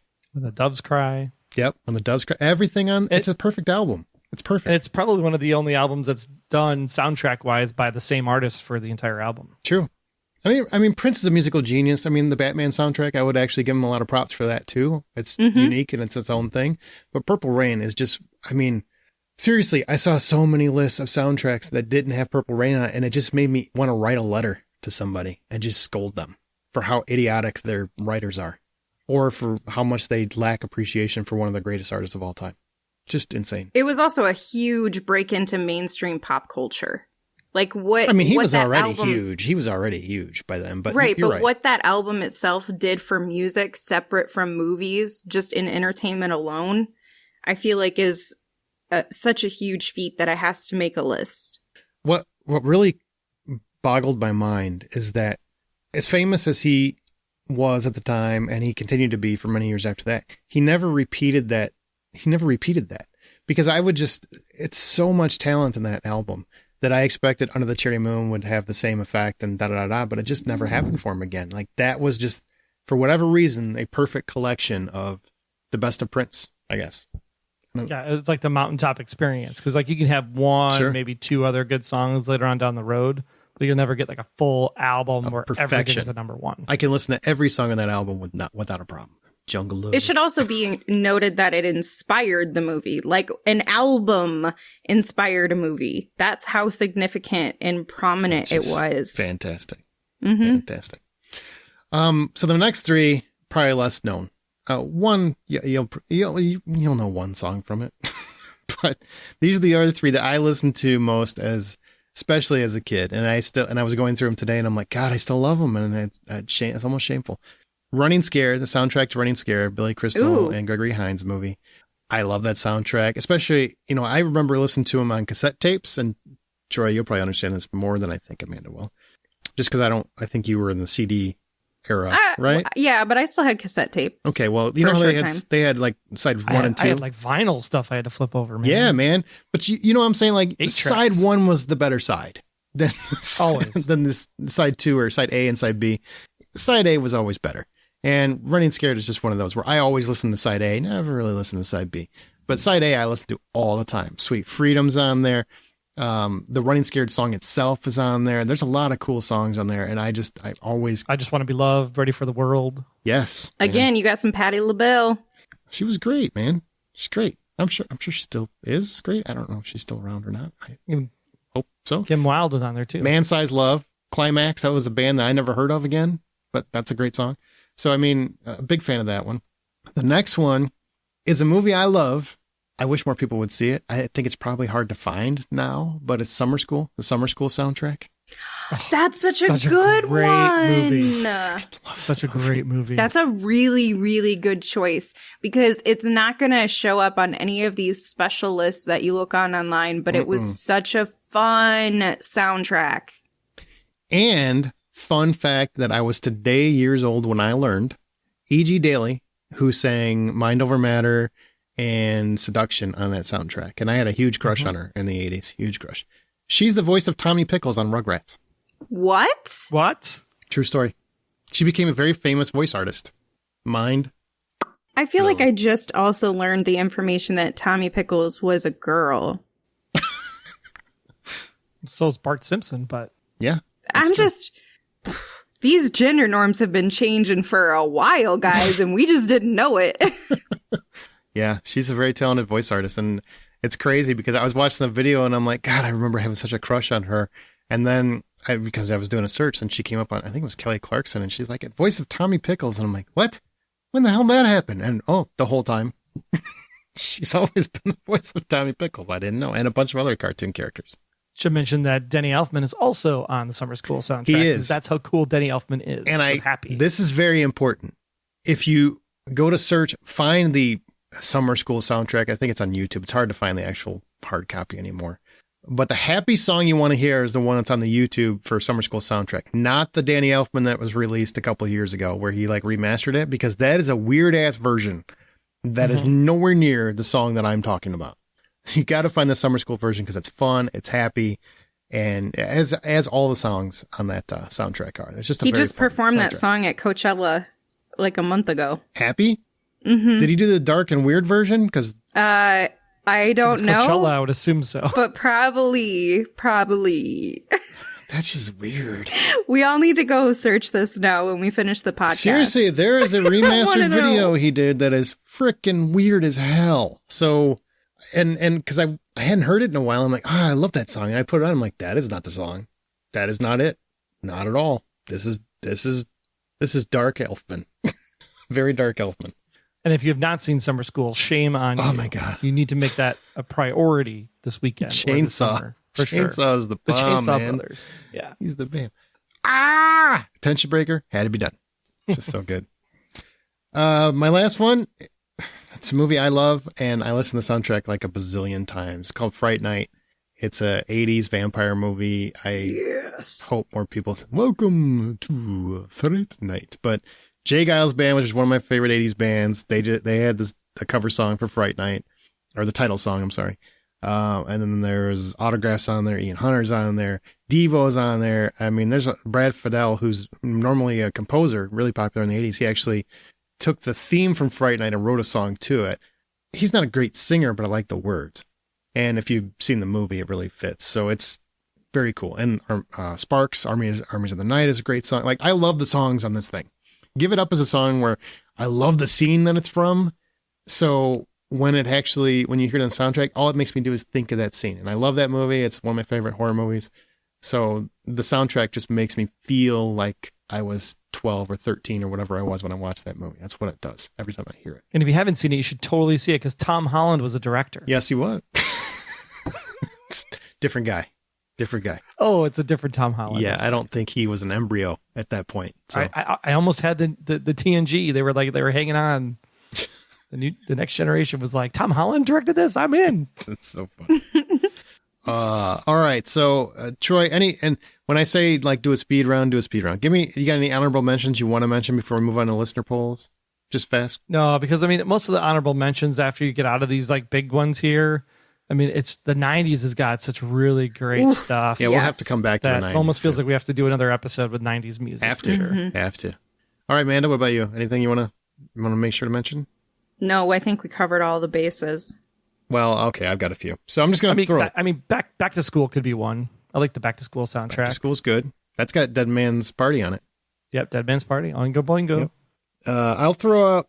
I'm just going to go through them. Just name them. I'm not even going to stop and give you too much anecdotes, all right? Sure. Michael Mann was a great curator of music. So Manhunter and Band of the Hand, both of those soundtracks, I love them, and they both scream 80s. Dragnet, because City of Crime is one of my favorite stupid songs of all time. Do the Right Thing, that's a fantastic soundtrack. Real Genius didn't have a proper soundtrack, but it goddamn deserved one because all the songs on that freaking movie are fantastic. They're great. Oh, Less Than Zero. So is the movie. 16 Candles, Black Rain. I love the movie Black Rain. Batman, I talked about. The Goonies. I think Valley Girl deserves a shout out, which ironically had E.G. Daly in it in a small supporting role. And also played the mom in the Valley Girl remake. What? Crazy world. I'm learning all kinds of new stuff. Cocktail, Ferris Bueller's Day Off. We're talking about John Hughes. Twist and Shout, one of the most iconic music moments in film history. Beaches, Maximum Overdrive, AC/DC album. It's basically what it is. It's great. And Flash Gordon. Gotta mention Flash Gordon. Such a weird Do you though? Do you though? The universe. Yep. Okay, so now let's Is there do. for every one of us. Let's do the listener top 10 from our poll that we put on Facebook, which we always put our topic on Facebook. And this saddens me that number 10 is Purple Rain. It saddens me, people. Saddens me. Seriously. Number 9, Beverly Hills Cop. Number 8, The Blues Brothers. Number 7, The Breakfast Club. Number 6, Ghostbusters. Number 5, Dirty Dancing. Yeah. I mean, I feel like that's probably more beloved by other people than us. Sounds like, right? All right. Nobody puts Baby in a Corner. I mean, the movie's. I don't know if I'd like run to go listen to the soundtrack. That's the problem with that movie. Like, I feel like it's soundtrack by one itself. song. What? She's Like the Wind? Or A Time of My Life? Time of my life. Sorry, too soon. Let's see. Number 4 is The Lost Boys. Number 3 is Back to the Future. Number 2, Footloose. Everybody cut loose. Footloose. Again, Kenny Loggins. freaking master of the soundtrack, the 80s soundtrack songs. Honestly, I feel like because I didn't grow up with that movie, I grew up constantly hearing it and hearing the soundtrack that I'm to the point where I can't freaking stand that soundtrack. I'm just so over it because I wasn't even a part of that era, but I've still been forced to endure it like I was. Like, I'm just over it. Fair enough. Kind of the rest of us that are just trying to let that other one go. Yeah. The number one soundtrack is Top Gun. I will say, I think there's a little recency bias in that, but it is. There could be. Yeah. You know, we didn't mention was Flashdance. Flashdance has got a good soundtrack too. We didn't. Fame had a good soundtrack. Fame. There's a lot of stuff that had. Irene Cara, man, she was great. I loved her. All right, remember, guys, the next time you head to a theater, buy popcorn.